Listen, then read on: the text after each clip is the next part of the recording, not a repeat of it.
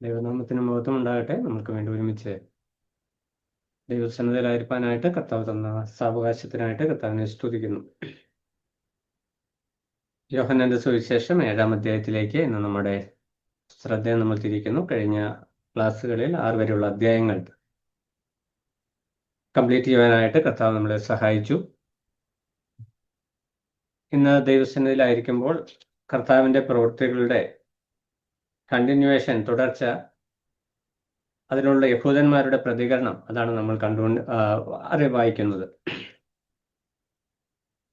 യോഹന്നാന്റെ സുവിശേഷം 6-ാം അധ്യായം നമ്മൾ വായന ആരംഭിക്കുമ്പോൾ 4-ാം വാക്യത്തിൽ വരുമ്പോൾ, പെസഹ പെരുന്നാളിനോട് അടുത്ത ദിവസം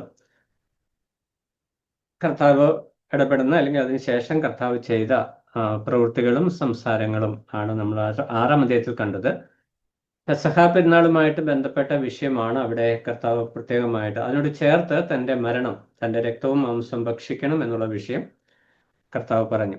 7-ാം അധ്യായത്തിലേക്ക് വരുമ്പോൾ 2-ാം വാക്യത്തിൽ 7:2 വരുമ്പോൾ കൂടാരപ്പെരുന്നാൾ അടുത്ത ദിവസം എന്നാണ് യോഹന്നാൻ ആ വിഷയം നമുക്ക് പരിചയപ്പെടുന്നത്. കൂടാരപ്പെരുന്നാളിനോടുള്ള ബന്ധത്തിലാണ് കർത്താവ് യെരൂശലേം ദേവാലയത്തിൽ ചെല്ലുകയും അവിടെ നടക്കുന്ന വിഷയങ്ങളുമാണ് 7-ാം അധ്യായത്തിലെ പ്രതിപാദ്യ വിഷയം. യേശുക്രിസ്തു ആരാണ് എന്നത് സംബന്ധിച്ച് യഹൂദന്മാർക്ക് പൊതുവിലും യഹൂദ നേതാക്കന്മാർക്കിടയിലുമുള്ള ഒരു തർക്ക വിഷയം അല്ലെങ്കിൽ ഒരു ചർച്ചയും അതിന് കർത്താവ് കൊടുക്കുന്ന പ്രതികരണവുമാണ് ഈ അധ്യായങ്ങളിൽ നാം പ്രത്യേകമായിട്ട് കാണുന്നത്. പ്രത്യേകിച്ച് 7-ാം അധ്യായത്തിൽ 7-8 അധ്യായങ്ങളിൽ ആ വിഷയം നമ്മൾ കാണുന്നുണ്ട്. 7-ാം അധ്യായത്തിലേക്ക് നമ്മുടെ ശ്രദ്ധ തിരിക്കുമ്പോൾ പ്രധാനമായിട്ട് നമ്മുടെ ശ്രദ്ധ 3 പ്രധാന ഉത്സവങ്ങളാണ് യഹൂദന്മാര് എല്ലാ പുരുഷന്മാരും യെരൂശലേം ദേവാലയത്തിൽ വരണം എന്ന് കൽപ്പിച്ച് നൽകിയിരിക്കുന്ന 3 പ്രധാന ഉത്സവങ്ങളാണ് പെസഹായും പെന്തക്കോസ്തും കൂടാരപ്പെരുന്നാളും. ഈ 3 ഉത്സവങ്ങൾ, യഹൂദന്മാർക്ക് അനേക ഉത്സവങ്ങളുണ്ട്, അതിൽ പ്രധാനപ്പെട്ട 3 ഉത്സവങ്ങളാണ് പെസഹായെ, പെന്തക്കോസ്ത്, കൂടാരപ്പെരുന്നാൾ. പെസഹ നമുക്കറിയാം, മിസ്രൈം അടിമത്തത്തിൽ നിന്ന് അവർ പുറപ്പെട്ടു പോരുന്ന സമയത്ത് ആദ്യജാതന്മാരുടെ സംഹാരത്തിൽ നിന്ന്, അല്ലെങ്കിൽ ഇസ്രായേൽ ജനം പോരുന്ന അന്ന് രാത്രി കുഞ്ഞാടിനെ കൊന്ന് രക്തം കട്ടിളപ്പടിമേൽ പുരട്ടണം എന്നുള്ള പ്രമാണം കൊടുക്കുന്നു. അവർ മിസ്രൈമിൽ നിന്നുള്ള വിടുതലിന്റെ ഓർമ്മയായിട്ട് ദൈവം ഇസ്രായേൽ ജനത്തിന് കൊടുത്ത ഓർമ്മയുടെ ശുശ്രൂഷയാണ് അല്ലെങ്കിൽ ഉത്സവമാണ് പെസഹ എന്ന് പറയുന്നത്. പുതിയ നിയമത്തിലേക്ക് വരുമ്പോൾ അത് നമ്മുടെ കർത്താവായ യേശു ക്രിസ്തുവിന്റെ ക്രൂശ് മരണത്തിന്റെ നിഴലായിരുന്നു, അല്ലെങ്കിൽ പാപപരിഹാരത്തിന് വേണ്ടി യേശു ക്രിസ്തു മരിക്കുന്നു എന്നതിന്റെ സൂചകമാണ് പെസഹ പെരുന്നാൾ. അപ്പോൾ യോഹന്നാൻ അല്ല പുതിയ നിയമത്തിൽ പെസഹ കുഞ്ഞാട് എന്ന കർത്താവിനെ പ്രത്യേകമായിട്ട് എടുത്തു പറയുന്നു. അത് യഹൂദ പശ്ചാത്തലത്തിൽ സംസാരിക്കുമ്പോൾ അവർക്ക് ആ വിഷയം വ്യക്തമായിട്ട് മനസ്സിലാവും. 2-ാമത്തെ വിഷയം പെന്തക്കോസ്ത് പെരുന്നാളാണ്. നമുക്കറിയാം 50-ാം ദിവസം നടക്കുന്ന ഉത്സവമാണ് പെന്തക്കോസ്ത് പെരുന്നാൾ. പെന്തക്കോസ്തിനാണ് പരിശുദ്ധാത്മാവ് ഭൂമിയിലേക്ക് വന്നത്. അതുകൊണ്ട് അതും പുതിയ നിയമ വിശ്വാസികളുമായിട്ട് ബന്ധപ്പെട്ട ഒരു വിഷയമാണ്. അവരുടെ ഉത്സവമാണെന്നല്ല, ബന്ധപ്പെട്ട വിഷയമാണ്. അല്ലെങ്കിൽ പരിശുദ്ധാത്മാവിന്റെ വരവിന്റെ ഒരു നിഴലായിട്ട് അല്ലെങ്കിൽ അതിൻ്റെ ഒരു സൂചകമായിട്ട് നമുക്ക് പെന്തക്കോസ്ത് പെരുന്നാളിനെ കാണുവാനായിട്ട് കഴിയും. അതുപോലെ തന്നെ പ്രധാനപ്പെട്ട ഒരു വിഷയമാണ് കൂടാരപ്പെരുന്നാൾ. ഫീസ്റ്റ് ഓഫ് ബൂസ് എന്ന് നമ്മൾ വായിക്കുന്നു. അവിടെ 7-ാം അധ്യായം 4-ാം വാക്യത്തിലേക്ക് വരുമ്പോൾ കൂടാരപ്പെരുന്നാൾ അടുത്ത ദിവസം.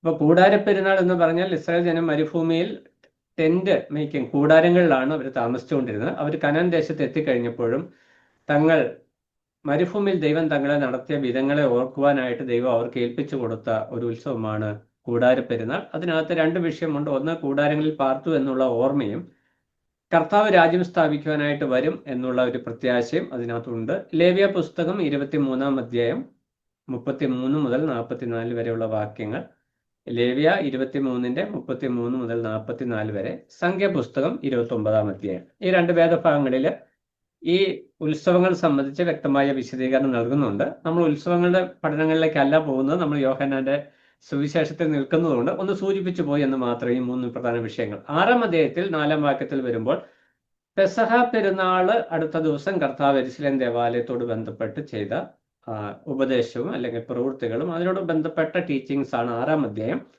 കൈകാര്യം ചെയ്യുന്നത്. അതുകൊണ്ട് പെസഹയുമായിട്ട് അല്ലെങ്കിൽ പെസഹ എന്നുള്ള യാഗാർപ്പണം, താൻ തൻ്റെ ശരീരത്തെ യാഗമായിട്ട് അർപ്പിക്കാൻ പോകുന്നുവെന്ന് ഡയറക്റ്റ്ലി കൃത്യമായിട്ട് അങ്ങ് പറഞ്ഞില്ല എങ്കിലും അവർക്ക് മനസ്സിലാകത്തക്ക നിലയിൽ പറഞ്ഞു. എന്നാൽ അവർക്ക് അത് ഉൾക്കൊള്ളാനായിട്ട് കഴിഞ്ഞില്ല എന്ന് നമ്മൾ കഴിഞ്ഞ ക്ലാസ്സുകളിൽ ചിന്തിച്ചു. 7-ാം അധ്യായത്തിലേക്ക് വരുമ്പോൾ അവിടെ കൂടാരപ്പെരുന്നാളിനോട് ബന്ധപ്പെട്ടാണ് വിഷയം പറയുന്നത്. അപ്പോൾ കർത്താവിന്റെ വരവ് എന്നുള്ള വിഷയമാണ് അവിടെ പ്രധാനമായിട്ട് നിൽക്കുന്ന വിഷയം. കർത്താവിന്റെ അല്ലെങ്കിൽ ദൈവജനത്തിന്, ഇസ്രായേൽ ജനത്തിനും ദൈവം ഒരുക്കുന്ന സംരക്ഷണം അല്ല രാജ്യസ്ഥാപനം എന്നുള്ള വിഷയം അവിടെയുണ്ട്. എന്നാൽ നമ്മൾ ആ വിഷയത്തിലേക്ക് കടന്നു വരുമ്പോൾ എന്താണ് കർത്താവ് അവിടെ ഉപദേശിച്ചത് എന്നത് യോഹന്നാൻ വ്യക്തമായിട്ട് എടുത്ത് പറയുന്നില്ല. എന്നാൽ ചില സൂചനകൾ നമുക്ക് ലഭിക്കും. അതായത് 6-ാം അധ്യായത്തിലെ സംഭവം കഴിഞ്ഞ് ഏകദേശം 6 മാസത്തെ ഗ്യാപ്പ് കഴിഞ്ഞിട്ടുള്ള സംഭവമാണ് 7-ാം അധ്യായം. അതിന്റെ ശേഷം എന്ന് പറഞ്ഞ് ഈ അധ്യായം എഴുത്ത് ആരംഭിക്കുന്നുവെങ്കിലും ഏകദേശം ഒരു 6 മാസത്തെ ഗ്യാപ്പ് അവിടെയുണ്ട്. കർത്താവ് അവിടെ ശുശ്രൂഷ ചെയ്യുന്നു. അവിടെ പ്രധാനപ്പെട്ടതായിട്ട് എടുത്തു പറയുന്ന ഒരു വിഷയം, ഈ 6-ാം അധ്യായത്തിൽ കർത്താവ് സംസാരിച്ചതിന് ശേഷം ഗലീലയിൽ തന്നെ സഞ്ചരിച്ചു, യഹൂദിയിലേക്ക് പോയില്ല. അതിന് കാരണം 1-ാം വാക്യത്തിൽ പറഞ്ഞു, യഹൂദന്മാർ അവനെ കൊല്ലുവാൻ നോക്കുക കൊണ്ട് യഹൂദിയിൽ സഞ്ചരിക്കുവാൻ അവന് മനസ്സിലായിരുന്നു. ഇവിടെ പ്രധാനപ്പെട്ടതായിരിക്കുന്ന വിഷയം, നമ്മൾ യോഹന്നാൻ എഴുതി തുടക്കം മുതൽ കർത്താവിന്റെ പരസ്യ ശുശ്രൂഷ ആരംഭിച്ച കാലം മുതൽ യഹൂദ പ്രമാണിമാർക്ക് ഒരു ഭീഷണിയായിരുന്നു കർത്താവ്. നമ്മൾ ഇന്നത്തെ ഭാഷയെ പറയുകയാണ്, ഒരു ഭീഷണിയാണ് കർത്താവ്. അവരുടെ ചെയ്തികളെ, അവരുടെ ഉപദേശങ്ങളെ, അവരുടെ രീതികളെ കർത്താവ് കൃത്യമായിട്ട് ചോദ്യം ചെയ്യുന്നു. പ്രമാണിമാരെ ആരും ചോദ്യം ചെയ്യാൻ പാടില്ല, എല്ലാ കാലത്തും അങ്ങനെയാണ്. അത് രാഷ്ട്രീയത്തിലായാലും മതത്തിലായാലും സഭയിലായാലും അങ്ങനെയാണ്. പ്രമാണിമാരെ ചോദ്യം ചെയ്യുവാൻ, അവരെ തിരുത്തുവാനായിട്ട് പാടില്ല. അത് വളരെ കോൺസിക്വൻസ് ഉണ്ടാക്കുന്ന ഒരു വിഷയം. അപ്പോൾ കർത്താവ് വന്നതിന് ശേഷം ഈ വിഷയങ്ങൾ സംസാരിക്കുമ്പോൾ ഇവരുടെ ഉള്ളിൽ വളരെ കോൺഫ്ലിക്റ്റ് ഉണ്ടാകുന്നു. അതാണ് പ്രധാനപ്പെട്ടതായിരിക്കുന്ന വിഷയം. യോഹന്നാൻ എന്തിനാണ് ഇത്രയും വിശദമായിട്ട് ഈ കോൺഫ്ലിക്റ്റിനെ കുറിച്ച് പറയുന്നത് എന്ന് ചോദിച്ചാൽ, കർത്താവ് വന്നപ്പോൾ ജനത്തിന് കർത്താവിനെ ഉൾക്കൊള്ളുവാനായിട്ട് കഴിഞ്ഞില്ല എന്നുള്ള വിഷയം അതിന്റെ ഗൗരവത്തിൽ മനസ്സിലാക്കണം. അത് എന്തുകൊണ്ടാണെന്ന് മനസ്സിലാക്കണം. അപ്പം നമ്മൾ പുതിയ നിയമ വിശ്വാസത്തിലായിരിക്കും നമ്മുടെ ജീവിതത്തിൽ നമ്മൾ കർത്താവിനെ വിശ്വസിച്ച് രക്ഷിക്കപ്പെട്ടവരൊക്കെയാണെന്നാൽ നമ്മുടെ വിശ്വാസ ജീവിതത്തിലും ചില മതപരമായിരിക്കുന്ന സിസ്റ്റംസ് അല്ലെങ്കിൽ പ്രീ സപ്പോസിഷൻസ്, മുൻധാരണകൾ, ഞാൻ ആരൊക്കെയാണ്, ഞങ്ങൾ ആരൊക്കെയാണ്, ഞങ്ങൾ എസ്റ്റാബ്ലിഷ് ചെയ്യുന്ന നിയമങ്ങളും ചട്ടങ്ങളുമാണ് പുതിയ നിയമചട്ടങ്ങൾ എന്ന് വരുന്ന ഒരു വിഷയം. അതായത് മോശ കൽപ്പിച്ചു കൊടുത്ത ന്യായപ്രമാണം എന്താണ് എന്ന അതിന്റെ അന്തസത്ത അവർ മനസ്സിലാക്കാതെ അതിന്റെ ബാഹ്യമായ ആചാരങ്ങൾ പിന്തുടർന്ന പരീശന്മാരും സദൂക്യരും അടങ്ങുന്ന യഹൂദ പ്രമാണിമാർ, അവരെയാണ് കർത്താവ് ഈ മുൾമുനയിൽ നിർത്തുന്നത്. എന്ന് പറഞ്ഞാൽ കർത്താവിന്റെ പ്രവൃത്തികളും കർത്താവിന്റെ ഉപദേശങ്ങളും ഒക്കെ അവർക്കൊരു വെല്ലുവിളിയായിട്ട് മാറുകയാണ്. കർത്താവ് പ്രോപ്പറായിട്ട് ന്യായപ്രമാണത്തെ ഡിവൈഡ് ചെയ്ത് വിഷയങ്ങൾ വിശദീകരിക്കുന്നു. ന്യായപ്രമാണത്തിൽ പറഞ്ഞിരിക്കുന്ന രക്ഷിതാവാണ് താൻ എന്നുള്ള കാര്യം കർത്താവ് വ്യക്തമാക്കും. എന്നാൽ അവർക്ക് അത് ഉൾക്കൊള്ളുവാനായിട്ട് ശകലം പോലും കഴിയുന്നില്ല. കാരണം അവരുടെ ഉള്ളിൽ അവരെല്ലാം തികഞ്ഞവരാണ് എന്നൊരു ബോധ്യം അവർക്കുണ്ട്. അതാണ് അവരുടെ മെയിൻ ആയിട്ടുള്ള പ്രശ്നം. ഇതെല്ലാ മനുഷ്യരെയും ബാധിക്കുന്ന ഒരു വിഷയമാണ്. അതുകൊണ്ട് യോഹന്നാൻ ഈ വിഷയം വളരെ ഊന്നൽ കൊടുത്ത് പറയുവാനായിട്ടുള്ള കാരണം, പുതിയ നിയമ വിശ്വാസികൾ ഈ വേദഭാഗങ്ങളിലൂടെ സഞ്ചരിക്കുമ്പോൾ യഹൂദന്മാർക്ക് പറ്റിയ അബദ്ധം അല്ലെ പരാജയം പുതിയ നിയമ വിശ്വാസികൾക്ക് വരുവാനായിട്ട് പാടില്ല എന്ന് കർത്താവ് ആഗ്രഹിക്കുന്നു, അല്ലെങ്കിൽ ദൈവത്തിന്റെ പരിശുദ്ധാത്മാവ് ആഗ്രഹിക്കുന്നു. അതാണ് അതിനുള്ള കാരണം. നമുക്ക് വിഷയങ്ങളിലേക്ക് വരാം. 7-ാം അധ്യായത്തിലേക്ക് വരുമ്പോൾ അവിടെ 3 പ്രധാന, ആദ്യത്തെ നമ്മൾ 9 വരെയുള്ള വാക്യങ്ങളിൽ മുന്നോട്ട് നമ്മൾ വായിക്കുമ്പോൾ 3 പ്രധാന വ്യക്തികൾ, 13 വരെയുള്ള വാക്യങ്ങൾ വരുമ്പോൾ 3 കൂട്ടം ആളുകൾക്ക് ഈ കർത്താവിനെ ഉൾക്കൊള്ളുവാനായിട്ട് കഴിയുന്നില്ല. അതാണ് പ്രധാനപ്പെട്ടതായിരിക്കുന്നത്. യോഹന്നാൻ ഇതിന്റെ തുടക്കം മുതലേ അങ്ങനെ തന്നെയാണ്. എന്നാൽ ഓരോ അധ്യായത്തിലും അതിന്റെ വിവിധ തലങ്ങൾ യോഹന്നാൻ വ്യക്തമായിട്ട് നമുക്ക് വെളിപ്പെടുത്തി തരുന്നു. 7-1 മുതൽ 13 വരെയുള്ള വാക്യങ്ങളിൽ 3 കൂട്ടം ആളുകൾക്ക് എന്തുകൊണ്ട് കർത്താവിനെ വിശ്വസിക്കുവാനോ അംഗീകരിക്കുവാനോ കഴിയുന്നില്ല. അത് ആദ്യത്തെ കൂട്ടരെന്ന് പറയുന്നത് സ്വന്തം സഹോദരന്മാരാണ്. അതിന്റെ 7-5 വാക്യത്തിൽ നമ്മൾ വരുമ്പോൾ 2 മുതലുള്ള വാക്യങ്ങളിലാണ് ആ വിഷയം വിശദീകരിക്കുന്നത്. യോഹന്നാൻ അത് കൃത്യമായിട്ട് എഴുതി വരുന്നുണ്ട്. യഹൂദന്മാരുടെ കൂടാര പെരുന്നാൾ അടുത്തിരുന്നു. അവന്റെ സഹോദരന്മാർ അവനോട്, നീ ചെയ്യുന്ന പ്രവൃത്തികളെ നിന്റെ ശിഷ്യന്മാരും കാണേണ്ടതിന് ഇവിടം വിട്ട് യഹൂദിയിലേക്ക് പോകുക. നമുക്കറിയാം കർത്താവിന്റെ സഹോദരന്മാർ എന്ന് പറഞ്ഞാൽ യോസെഫിനും മറിയയ്ക്കും ഉണ്ടായ മറ്റ് മക്കളെ കുറിച്ചാണ് കർത്താവ് സഹോദരന്മാർ എന്നുള്ള ആശയത്തിൽ വിശാലാർത്ഥത്തിൽ പറഞ്ഞിട്ടുണ്ട്. എന്നാൽ ഇവിടെ യോഹന്നാൻ എടുത്ത് പറയുന്നത് തൻ്റെ സ്വന്തം കസിൻസ് അല്ലെങ്കിൽ സ്വന്തം സഹോദരന്മാർ, അർദ്ധ സഹോദരന്മാർ, ഹാഫ് ബ്രദേഴ്സിനെ കുറിച്ചാണ്. അപ്പോൾ ഈ സഹോദരന്മാര്, അവരുടെ പേരുകൾ നമ്മൾ മത്തായി സുവിശേഷം 13-ന്റെ 55-56 വാക്യങ്ങളിൽ നമ്മൾ വായിക്കുന്നുണ്ട്. യോസെ, യൂദ, ഇങ്ങനെ സഹോദരിമാരെ കുറിച്ചൊക്കെ നമ്മൾ വായിക്കുന്നു. ഈ സഹോദരന്മാർ, അതായത് കർത്താവ് 6-ാം അധ്യായത്തിൽ പറഞ്ഞ വിഷയങ്ങൾ ഈ സ്വന്തം സഹോദരന്മാർക്കും ഉള്ളിൽ കോൺഫ്ലിക്റ്റ് ആണ്. നിങ്ങൾ എൻ്റെ മാംസം കഴിക്കണം, എൻ്റെ മാംസം കഴിക്കുന്നില്ല എങ്കിൽ, എൻ്റെ രക്തം കുടിക്കുന്നില്ല എങ്കിൽ ദൈവരാജ്യത്തിൽ പ്രവേശിക്കുവാനായിട്ട് കഴിയുകയില്ല എന്ന് പറയുന്നതിൽ കൂടി അവരുടെ ഉള്ളിലും ചഞ്ചലിപ്പായിട്ടുണ്ട്. അവരുടെയും ഒരു പ്രതീക്ഷ യേശു തങ്ങളുടെ ജ്യേഷ്ഠനായിരിക്കുന്ന യേശു മശിഹയാണെങ്കിൽ അവൻ രാജാവായിട്ട് ഭരിക്കുവാനായിട്ട് പോവുകയാണ്. അപ്പോൾ അതിനു വേണ്ട ക്രമീകരണമാണ് വേണ്ടത്. പക്ഷെ കർത്താവ് പറഞ്ഞ വിഷയം എന്താ? ഞാൻ മരിക്കും എന്നുള്ള വിഷയമാണ് കർത്താവ് രക്തവും മാംസവും എന്നുള്ള വാക്കിലൂടെ ഉദ്ദേശിച്ചത്. എന്നാൽ അത് എങ്ങനെ സംഭവിക്കും എന്നതിനെ കുറിച്ച് അവർക്ക് ഗ്രാഹ്യമില്ലാതിരുന്നത് കൊണ്ട് അത് കഠിന വാക്ക് എന്ന് പറയുവാനായിട്ട് ഇടയായി. ആ ഒരു പശ്ചാത്തലം ഉള്ളിൽ വെച്ചുകൊണ്ടാണ് സഹോദരന്മാർ യേശു കർത്താവിനോട് ഈ കാര്യം പറഞ്ഞു, നീ ചെയ്യുന്ന പ്രവൃത്തികളെ നിന്റെ ശിഷ്യന്മാരും കാണേണ്ടതിന് ഇവിടം വിട്ട് യഹൂദിയിലേക്ക് പോകും എന്ന് പറഞ്ഞാൽ യെരുശലേമിലേക്ക് പോകും. കാരണം കൂടാരപ്പെരുന്നാൾ വരികയാണ്. യെരുശലേം ദേവാലയത്തോട് ബന്ധപ്പെട്ടാണ് കൂടാരപ്പെരുന്നാൾ ആഘോഷവും കാര്യങ്ങളും ഒക്കെ അങ്ങോട്ടാണ് പോകുന്നത്. നമ്മൾ താഴോട്ട് വരുമ്പോൾ കർത്താവ് പെരുന്നാളിന് ദേവാലയത്തിൽ ചെന്ന് സംസാരിച്ചു നമ്മൾ വായിക്കുന്നു.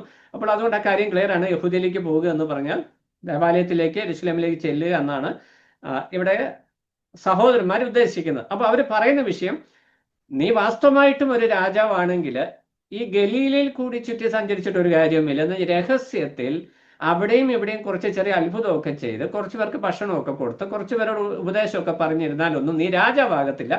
നീ രാജാവാകണമെങ്കിൽ നിന്റെ സഹോദരന്മാരുടെ അടുക്കിലേക്ക് ചെല്ലണം എന്ന് പറഞ്ഞ് ജനത്തിന്റെ അടുക്കിലേക്ക് ചെല്ലണം. എന്നിട്ട് പറയാണ്, നിന്റെ ശിഷ്യന്മാരും കാണേണ്ടതിന് ഇവിടം വിട്ട് യഹൂദിയിലേക്ക് പോക.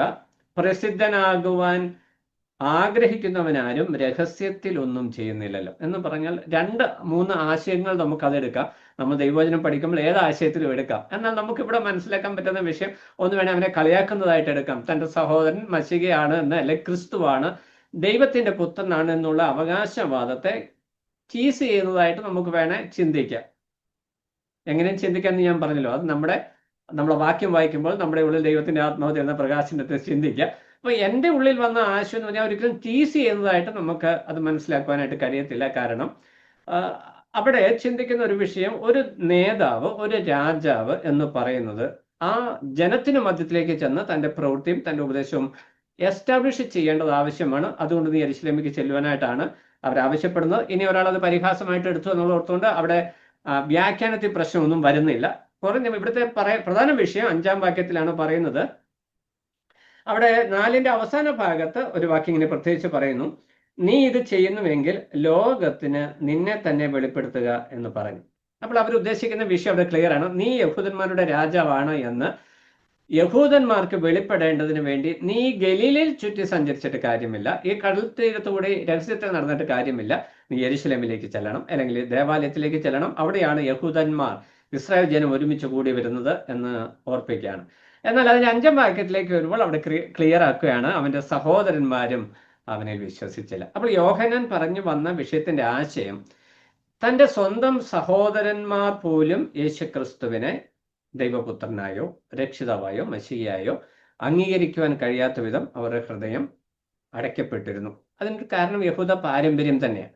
ഈ പാരമ്പര്യം വലിയൊരു പ്രശ്നം. അത് ഏത് സമൂഹത്തിലായാലും ജനിച്ചു വളർന്നു വരുന്നൊരു പാരമ്പര്യം, അതിന് ഓവർ എംഫസിസ് കൊടുത്തു കഴിഞ്ഞാൽ അത് രക്ഷയിൽ നമ്മളെ അകറ്റിക്കളയും. ആചാരങ്ങളിലേക്ക് നമ്മൾ മാറിപ്പോകുക എന്നുള്ളതിന് യാതൊരു സംശയമില്ല. അത് വിശ്വാസികളായിരിക്കും നമ്മുടെ അവസ്ഥയും അത് തന്നെയാണ്. യഹൂദന്മാർക്ക് അബ്രഹാം മുതലുള്ള പാരമ്പര്യം അവർ പറഞ്ഞു, ന്യായപ്രമാണം അവർക്ക് ലഭിച്ചു. അവർ പഠിച്ചു മുന്നോട്ട് വന്നു കഴിഞ്ഞപ്പോൾ ന്യായപ്രമാണം എന്താണ് ശരിയായി പഠിപ്പിക്കുന്നത് എന്ന അതിൻ്റെ അന്തസത്ത മനസ്സിലാക്കാൻ കഴിയാതെ പുറമേയുള്ള ബാഹ്യമായ ആചാരങ്ങളുടെ പിന്നാലെ അത് പോയി അതാണ് പ്രമാണം എന്നവര് സ്ഥാപിച്ചു. തലമുറകൾ വന്നപ്പോൾ ചതകുപ്പയിലും ജീരകത്തിലും ഒക്കെ ദശാംശം കൊടുക്കുന്നതാണ് പ്രധാന കാര്യം എന്നവർ ചിന്തിച്ചു. അപ്പൊ അതിനുള്ളിലെ വാഗ്ദത്ത മശിഹയെക്കുറിച്ചുള്ള പ്രവചനങ്ങൾ, ദൈവത്തോടുള്ള അനുസരണം, വിധേയത്വം, ഈ വിഷയങ്ങളൊക്കെ അവർ കൈവിട്ടുപോയി. ബാഹ്യമായ പ്രവൃത്തികൾ മാത്രം അവർ ചിന്തിച്ചു. ഇത് ഈ യേശുവിന്റെ സഹോദരന്മാർക്കും ഇതേ വിഷയമുണ്ടായി. എന്നാൽ പിന്നീട് യേശു കർത്താവിന്റെ മരണശേഷം അവരിൽ 2 സഹോദരന്മാർ പ്രത്യേകിച്ച് യാക്കോബും യൂദയും അവർ കർത്താവിനെ വിശ്വസ്തയോട് പിൻപറ്റി എന്ന് നമുക്ക് കാണുവാനായിട്ട് കഴിയും. കൊരിന്ത്യ ലേഖനത്തിൽ 1 കൊരിന്ത്യർ 15-ാം അധ്യായത്തിൽ വരുമ്പോൾ യാക്കോബ് കർത്താവിനെ പിൻപറ്റുന്നതായിട്ട് പൗലോസ് അപ്പോസ്തലൻ പറയുന്നുണ്ട്. 1 കൊരിന്ത്യർ 15:7 കർത്താവിന്റെ സഹോദരനായ യാക്കോബ് എന്ന് പറയുന്നു. യൂദ 1:1 യൂദ തന്നെ പരിചയപ്പെടുത്തുമ്പോൾ ഞാൻ യേശുക്രിസ്തുവിന്റെ സഹോദരനായ യൂദ എന്ന് പറയുന്നു. അപ്പൊ ഇവര് 2 പേരും കർത്താവിനെ പൂർണ്ണമായി പിൻപറ്റി എന്ന് നമുക്ക് കാണുവാനായിട്ട് കഴിയും. എന്നാൽ ഇനീഷ്യൽ സ്റ്റേജിൽ, പ്രാരംഭ നാളിൽ ഇവരുടെ ഉള്ളിൽ ആ ഒരു അവിശ്വാസത്തിന്റെ തലം അവിടെ ഉണ്ടായിരുന്നു. അപ്പോൾ യോഹന്നാൻ ഈ വിഷയം ഇവിടെ എടുത്ത് പറയാനായിട്ടുള്ള കാരണം, കർത്താവിന്റെ പരസ്യ ശുശ്രൂഷ മുന്നോട്ട് നടന്നു വരുന്ന സമയമാണ്. യോഹന്നാൻ ഇത് ക്രൊണോളജിക്കൽ ഓർഡറിലല്ല പറഞ്ഞത്, ഇതിനിടയ്ക്ക് പല വിഷയങ്ങളും വിട്ടുപോയിട്ടുണ്ട്. എന്നാൽ ചില സൂചകങ്ങൾ ഈ എഴുത്തിലുണ്ട്. ഇതിനു മുമ്പ് എന്തൊക്കെ സംഭവിച്ചു എന്നതിനെ കുറിച്ച് സൂചകങ്ങളുണ്ട്. അപ്പൊ യോഹന്നാന്റെ ലക്ഷ്യം എന്ന് പറയുന്നത് എഴുത്തുകാർ അല്ലെങ്കിൽ ഇത് വായിക്കുന്നവർ, തൻ്റെ എഴുത്ത് വായിക്കുന്നവർ യേശുക്രിസ്തുവിനെ ജനം എങ്ങനെ നിരസിച്ചുവെന്നും അതിന് കാരണം എന്താണെന്നും എങ്ങനെ അംഗീകരിക്കണം എന്നുള്ള വിഷയങ്ങളെ താൻ പറഞ്ഞു വരികയാണ്. അപ്പൊ അതിനു വേണ്ട പ്രാധാന്യമാണ് എഴുത്തിൽ കൊടുക്കുന്നത്. അപ്പോൾ അവന്റെ സഹോദരന്മാരും അവനിൽ വിശ്വസിച്ചില്ല എന്ന് പറഞ്ഞ ആദ്യത്തെ പാരഗ്രാഫ് തൻ്റെ സഹോദരന്മാരെ കുറിച്ചാണ്. എന്നാൽ കർത്താവ് അവർക്ക് മറുപടി പറയുമ്പോൾ കൃത്യമായിട്ട് അവരോട് സംസാരിക്കുന്ന വിഷയം നമ്മൾ കാണുന്നു. യേശു അവരോട് 6-ാം വാക്യം, എൻ്റെ സമയം ഇതുവരെ വന്നിട്ടില്ല, നിങ്ങൾക്കോ എല്ലായ്പ്പോഴും സമയം തന്നെ. നിങ്ങളെ പകപ്പാൻ ലോകത്തിന് കഴിയുന്നതല്ല, എന്നാൽ അതിന്റെ പ്രവൃത്തികൾ ദോഷമുള്ളവ എന്ന് ഞാൻ അതിനെക്കുറിച്ച് സാക്ഷ്യം പറയുന്നത് കൊണ്ട് അത് എന്നെ പകയ്ക്കുന്നു. ഇവിടെ കർത്താവ് വളരെ ലളിതമായിട്ട് സഹോദരന്മാരോട് പറയുകയാണ്, ലോകം എന്നെ പകയ്ക്കുന്നു, അല്ലെങ്കിൽ യഹൂദ സമൂഹം എന്നെ പകയ്ക്കുന്നു. അതിന് കാരണം അവരുടെ പ്രവൃത്തികൾ ദോഷമുള്ളത് എന്ന് ഞാൻ പറയുന്നു എന്ന് പറഞ്ഞാൽ അതിന്റെ ശരിയായ ആശയം എന്ന് പറഞ്ഞാൽ മനുഷ്യർക്ക് അല്ലെങ്കിൽ യഹൂദന്മാരോട് അവരുടെ പാപത്തെക്കുറിച്ച് കർത്താവ് ബോധം വരുത്തുന്നു എന്നുള്ളതാണ് അവർക്ക് പകയുണ്ടാകുവാനായിട്ടുള്ള കാരണം. ഇന്നത്തെ വിശ്വാസ സമൂഹത്തിൽ നമ്മൾ ചിന്തിച്ചറിയാം, ഒരു മനുഷ്യനോട് നമ്മൾ അദ്ദേഹം തെറ്റ് ചെയ്തു എന്ന് പറഞ്ഞാൽ ഒരിക്കലും ആ മനുഷ്യൻ നമ്മൾ എത്ര വലിയ സ്നേഹിതനാണെങ്കിലും അന്ന് നമ്മുടെ ശത്രുവായിട്ട് മാറും. സഹോദരൻ, അത് തെറ്റായി പോയി, അങ്ങനെ പാടില്ലായിരുന്നു എന്നൊരു വാക്ക് നമ്മൾ പറഞ്ഞു പോയി എങ്കിൽ തീർച്ചയായിട്ടും ആ തെറ്റ് ചെയ്ത വ്യക്തി നമ്മുടെ ശത്രുവായി മാറും. അതാണ് മനുഷ്യ സ്വഭാവം. അത് തന്നെ ഇവിടെ സംഭവിച്ചുള്ളൂ. കർത്താവ് പറയുകയാണ്, ലോകം എന്നെ പകയ്ക്കാൻ കാരണം ഞാൻ ലോകത്തിന് പാപത്തെക്കുറിച്ച് ബോധം വരുത്തുന്നു. യഹൂദന്മാർ ചെയ്യുന്ന പ്രവൃത്തി, അവരുടെ സമ്പ്രദായം അത് ശരിയല്ല എന്ന് ഞാൻ പറയുന്നത് കൊണ്ടാണ് അവരെന്നെ പകയ്ക്കുന്നത്. നിങ്ങൾ എന്തുകൊണ്ട് പകയ്ക്കുന്നു? നിങ്ങളും അതേ കാരണത്താൽ തന്നെ പകയ്ക്കുന്നു. അത് കർത്താവ് മനുഷ്യനോ പാപത്തെക്കുറിച്ച് ബോധം വരുത്തുമ്പോൾ എന്നെ പകയ്ക്കുന്നു എന്ന് പറയുന്നു. എന്നിട്ട് കർത്താവ് പറയും, നിങ്ങൾ പെരുന്നാളിന് പോയിക്കോ, ഞാൻ ഇപ്പോൾ വരുന്നില്ല. ഞാൻ വരുന്നില്ല എന്ന് കർത്താവ് പറഞ്ഞില്ല, ഇപ്പോൾ വരുന്നില്ല എന്ന് പറഞ്ഞ് യോഹന്നാൻ ആ വിഷയം അവിടെ കൺക്ലൂഡ് ചെയ്യണം. എന്നാൽ യോഹന്നാൻ അവിടെ പറയാനായിട്ട് ആഗ്രഹിച്ച വിഷയം, യേശു കർത്താവ് പരസ്യ ശുശ്രൂഷാ വേളയിൽ ഇതിനു മുമ്പ് അനേക അടയാളങ്ങളും അത്ഭുതങ്ങളും ഒക്കെ ചെയ്തു. എന്നാൽ സ്വന്തം സഹോദരന്മാർക്ക് പോലും ഈ പ്രവൃത്തികളുടെ അടിസ്ഥാനത്തിൽ വാഗ്ദത്തം വശികയാണ് ക്രിസ്തു, അല്ലെങ്കിൽ തങ്ങളുടെ സഹോദരനായിരിക്കുന്ന യേശു, തങ്ങളുടെ ജ്യേഷ്ഠ സഹോദരൻ എന്ന് നമുക്ക് പറയാം, യേശു എന്ന് അവർക്ക് ഉൾക്കൊള്ളുവാനായിട്ട് കഴിഞ്ഞിട്ടില്ല. ആ കാര്യം യോഹന്നാൻ കൃത്യമായിട്ട് പറയാം. തൻ്റെ സഹോദരന്മാർ പോലും തന്നിൽ വിശ്വസിച്ചില്ല.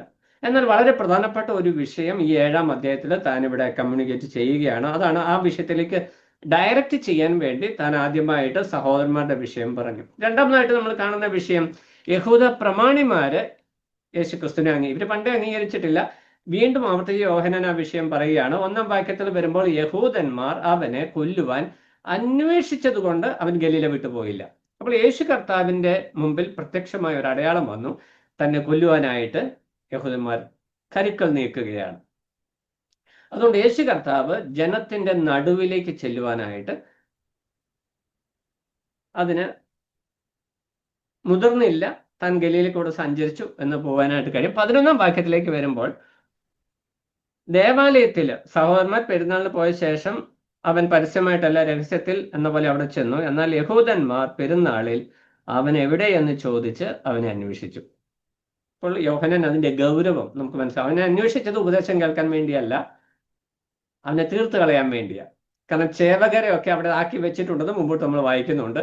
അതിന്റെ അവസാന ഭാഗത്തിൽ ചെല്ലുമ്പോൾ യോഹന്നാൻ കൃത്യമായിട്ട് പറയുന്നുണ്ട്, ചേവകരെ അയച്ചായിരുന്നു, അവര് തിരിച്ചു വന്നു, അവന്റെ ഉപദേശം കേട്ട് അവര് വിസ്മരിച്ച് തിരിച്ചു വന്നു എന്ന് നമ്മൾ വായിക്കുന്നത്. അപ്പോൾ യേശു കർത്താവിനെ തീർക്കുവാനായിട്ട്, കൊല്ലുവാനായിട്ട് ഒരു പദ്ധതി യഹൂദന്മാർ പ്ലാൻ ചെയ്തു. വേറൊന്നുമല്ല വിഷയം, അവരുടെ ചെയ്തികളെ, അതിലെ പരാധീനതകളെ, കുറ്റങ്ങളെ വ്യക്തമായിട്ട് കർത്താവ് ചൂണ്ടിക്കാണിച്ചു എന്നുള്ള. ന്യായപ്രമാണം ഞങ്ങൾക്കുണ്ട് എന്നവർ പറയുമ്പോൾ, മോശ നിങ്ങൾക്ക് നൽകിയ ന്യായപ്രമാണം ഉണ്ട് എന്ന് അവകാശപ്പെടുന്ന നിങ്ങളത് പാലിക്കുന്നില്ല, അതിന് വിരോധമായി ജീവിക്കുന്നു എന്ന് കർത്താവ് പറയുമ്പോൾ അത് അവർക്ക് ഉൾക്കൊള്ളുവാനായിട്ട് കഴിയത്തില്ല. ഇത് പ്രമാണിമാരുടെ ഒരു പ്രത്യേകതയാണ്.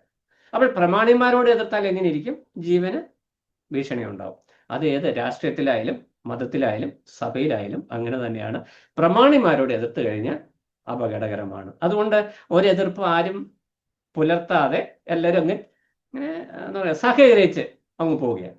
എന്നാൽ നവീകരണം ഉണ്ടാകണമെങ്കിൽ തെറ്റ് ചൂണ്ടിക്കാണിക്കപ്പെടണം. അത് സഭയ്ക്കുള്ളിലായാലും പ്രമാണിമാർ, ഉപദേഷ്ടാക്കന്മാരടക്കമുള്ള വ്യക്തികൾ ഉപദേശത്തിൽ പിശക് കാണിച്ചാൽ ചൂണ്ടിക്കാണിക്കപ്പെടണം. സ്നേഹത്തിന്റെ ആത്മാവിലായിരിക്കണം എന്ന് മാത്രം, ബഹുമാനത്തോടെ ആയിരിക്കണം. കർത്താവ് ഒരിക്കലും യഹൂദന്മാരെ അപമാനിച്ചുകൊണ്ട്, തുച്ഛീകരിച്ചുകൊണ്ട്, അവരെ പുച്ഛിച്ചുകൊണ്ട് കർത്താവ് സംസാരിച്ചിട്ടില്ല. അവരോട് വളരെ വ്യക്തമായിട്ടാണ് കാര്യങ്ങൾ സംസാരിച്ചത്. ഇവിടെ രണ്ടാമത്തെ കാറ്റഗറി ആൾക്കാർ, യഹൂദ നേതാക്കന്മാർ വിശ്വസിച്ചില്ല. 13-ാം വാക്യത്തിൽ വരുമ്പോഴത്തെ വിഷയം, യഹൂദന്മാരെ പേടിച്ചിട്ട് ആരും പ്രസിദ്ധമായി അവനെക്കുറിച്ച് സംസാരിച്ചിട്ടില്ല. അപ്പൊ യഹൂദന്മാരുടെ പ്രമാണിമാരുടെ പ്രത്യേകത അവൻ മറ്റുള്ളവരെ പേടിപ്പിച്ച് നിർത്തിയിരിക്കുക. സ്വന്തമായിട്ട് അത് നമുക്കറിയാം, ഏത് മതത്തിലും മത രാഷ്ട്രത്തിലും നേതാക്കന്മാർ അണികളെ പേടിപ്പിച്ച് ഭീഷണിപ്പെടുത്തി നിർത്തുകയാണ്. ആ ഭയമാണ് ഇവരുടെ നേതൃത്വത്തിന് അടിസ്ഥാനം. യഹൂദന്മാർ പ്രമാണിമാരുടെ ഇടയിലും ഇത് തന്നെയായിരുന്നു. അതാണ് മത സംവിധാനങ്ങളുടെ ഈ ലോകത്തിന്റെ ഒരു രീതി. അതാണ്. ദൈവസഭയിൽ അങ്ങനെ പാടില്ല എന്നുള്ളതാണ് ദൈവത്തിന്റെ പ്രമാണം. ദൈവസഭയിൽ അധികാരം ഭരണമല്ല, പരിപാലനമാണ് ദൈവം വെച്ചിരിക്കുന്നത്. അത് സ്നേഹത്തിൽ അധിഷ്ഠിതമാണ് എന്ന് പറഞ്ഞ് ഞാൻ ആ വിഷയം അവിടെ വിടുന്നു. ഇനി മൂന്നാമത്തെ കൂട്ടരെന്ന് പറയുന്നത് പുരുഷാരമാണ്. നമ്മൾ അതിന്റെ 12ാം വാക്യത്തിൽ വരുമ്പോൾ പുരുഷാരത്തിൽ അവനെക്കുറിച്ച് വളരെ കുശുകുശുപ്പുണ്ടായി. ഇംഗ്ലീഷിൽ മർമറിങ് ഉണ്ടായി. എന്താണ് ഈ കുശുകുശുപ്പ്? ഈ കുശുകുശുക്കാൻ കാരണം ഉറക്കത്തിൽ ഒച്ച പറയാൻ പറ്റത്തില്ല. അതാണ് വിഷയം. താഴെ 13ാം വാക്യത്തിൽ പറയുന്നു, യഹൂദ പ്രമാണിമാരെ പേടിച്ചിട്ട് ആരും പ്രസിദ്ധമായി അവനെക്കുറിച്ച് സംസാരിച്ചില്ല. എന്ന് പറഞ്ഞാൽ മറ്റുള്ളവർ കേൾക്കത്തക്കവണ്ണം അല്ലെങ്കിൽ ധൈര്യത്തോടെ സംസാരിച്ചില്ല. എന്നാൽ രണ്ട് കാര്യങ്ങൾ അവർ സംസാരിച്ചു. ഒന്ന്, അവൻ നല്ലവൻ എന്ന് ചിലരും അവൻ പുരുഷാരത്തെ വഞ്ചിക്കുന്നു എന്ന് മറ്റു ചിലരും പറഞ്ഞു. അപ്പോൾ ജനങ്ങളുടെ ഇടയിൽ യേശു കർത്താവിനെ കുറിച്ച് ഉണ്ടായിരുന്ന രണ്ട് ആശയങ്ങൾ, രണ്ട് കാഴ്ചപ്പാടുകളാണ് യോഹന്നാൻ അവിടെ എടുത്തത്. ഒന്ന്, അവൻ നല്ലൊരു പ്രവാചകനാണ്, നല്ലൊരു മനുഷ്യനാണ് എന്നൊരു കൂട്ടം ആളുകൾ ചിന്തിച്ചു. മറ്റൊരു കൂട്ടം ആളുകൾ അവൻ ജനത്തെ ഉപദേശത്താൽ വഞ്ചിക്കുകയാണ് എന്ന് പറഞ്ഞു. ഇങ്ങനെ ഇത് രണ്ടു കൂട്ടരും നല്ല മനുഷ്യരാണെന്ന് പറഞ്ഞവരും ഇവൻ വഞ്ചിക്കുകയാണ് എന്ന് പറഞ്ഞവരും ഈ കർത്താവിൽ വിശ്വസിച്ചിട്ടില്ല. ഈ നല്ല മനുഷ്യർ എന്ന് പറഞ്ഞവരാരാ? രോഗസൗഖ്യം കിട്ടിയവരോ ഈ 5 അപ്പം നിന്നപ്പം വയറ് നിറഞ്ഞവരോ അവരൊക്കെയാണ്. അവർ നല്ല മനുഷ്യനാണ് എന്ന് പറഞ്ഞാൽ അവരുടെ ഉള്ളിൽ അത് വിശ്വാസമായിട്ട് പരിണമിച്ചിട്ടില്ല. അതുകൊണ്ട് ഈ 3 കൂട്ടം ആളുകളും യേശു കർത്താവിനെ സ്വീകരിച്ചിട്ടില്ല എന്നതാണ് യോഹന്നാൻ എടുത്തു പറയുന്ന പ്രത്യേകമായിരിക്കുന്ന വിഷയം. ഇനി നമ്മൾ അതിൻ്റെ വാക്യത്തിലേക്ക് വരുമ്പോൾ അവിടെ 14 തൊട്ട് 24 വരെയുള്ള വാക്യങ്ങളിലേക്ക് വരുമ്പോൾ, പെരുന്നാൾ പാതി കഴിഞ്ഞ ശേഷം യേശു ദേവാലയത്തിൽ ചെന്ന് ഉപദേശിച്ചു. അവിടെ തൊട്ട് യേശു എന്താണ് യേശു എക്സാക്ട്ലി പറഞ്ഞത് എന്ന് യോഹന്നാൻ അവിടെ രേഖപ്പെടുത്തുന്നില്ല. അതിനൊരു ഉദ്ദേശമുണ്ട്. എന്താണോ നമ്മൾ അറിയേണ്ടത് ആ വിഷയം യോഹന്നാൻ കൃത്യമായിട്ട് എഴുതുന്നുണ്ട്. അതാണ് അതിൻ്റെ ഉദ്ദേശം. യേശു കർത്താവ് എന്താണ് അവിടെ വെളിപ്പെടുത്തിയത്, താൻ എന്ത് പറഞ്ഞു ഉപദേശിച്ചു എന്നുള്ളതല്ല, താൻ ആരാണെന്ന് താൻ വെളിപ്പെടുത്തി. അതാണ് അവിടുത്തെ പ്രധാനപ്പെട്ടതായിരിക്കുന്ന വിഷയം. 14 മുതൽ 24 വരെയുള്ള വാക്യങ്ങൾ. അവിടുത്തെ പ്രധാന പ്രതിപാദ്യം നമ്മൾ പഠനത്തിന് വേണ്ടി എളുപ്പത്തിലാണ്. എന്താണ് പ്രതിപാദ്യം എന്ന് ചോദിച്ചാൽ, സത്യവാൻ എന്തുകൊണ്ട് തിരസ്കരിക്കപ്പെടുന്നു? അതാണ് ആ പാരഗ്രാഫിലെ സബ്ജക്റ്റ്. സത്യവാൻ എന്തുകൊണ്ട് തിരസ്കരിക്കപ്പെടുന്നു? ആരാണ് ഈ സത്യവാൻ? കർത്താവാണ്. കർത്താവ് എന്തുകൊണ്ട് തിരസ്കരിക്കപ്പെട്ടു? അപ്പോൾ എന്നാൽ ഈ വാക്യം പാരഗ്രാഫ് നമ്മൾ ശ്രദ്ധിച്ച് പഠിക്കുമ്പോൾ സത്യവാന്റെ 4 ഗുണങ്ങൾ നമുക്ക് അവിടെ കാണുവാനായിട്ട് കഴിയും. 16ാം വാക്യത്തിൽ വരുമ്പോൾ,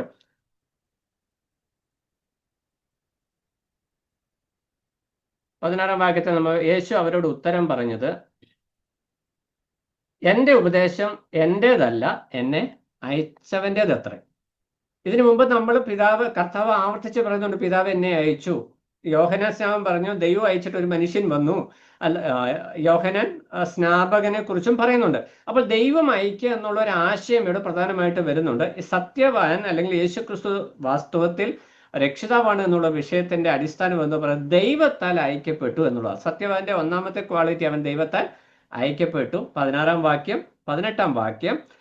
18ാം വാക്യത്തിൽ പറയുകയാണ്, സ്വയമായി പ്രസ്താവിക്കുന്നവൻ സ്വന്തം മഹത്വം അന്വേഷിക്കുന്നു, തന്നെ അയച്ചവന്റെ മഹത്വം അന്വേഷിക്കുന്നവൻ സത്യവാനാകുന്നു. അവിടെ കൃത്യമായിട്ട് പറയുകയാണ്, സത്യവാൻ ദൈവത്താൽ അയക്കപ്പെട്ടവനാകുന്നു. അപ്പോൾ യേശുക്രിസ്തു സത്യവാനാണ് എന്നതിന്റെ ഒന്നാമത്തെ കാരണം അവൻ ദൈവത്താൽ അയക്കപ്പെട്ടവനാണ്.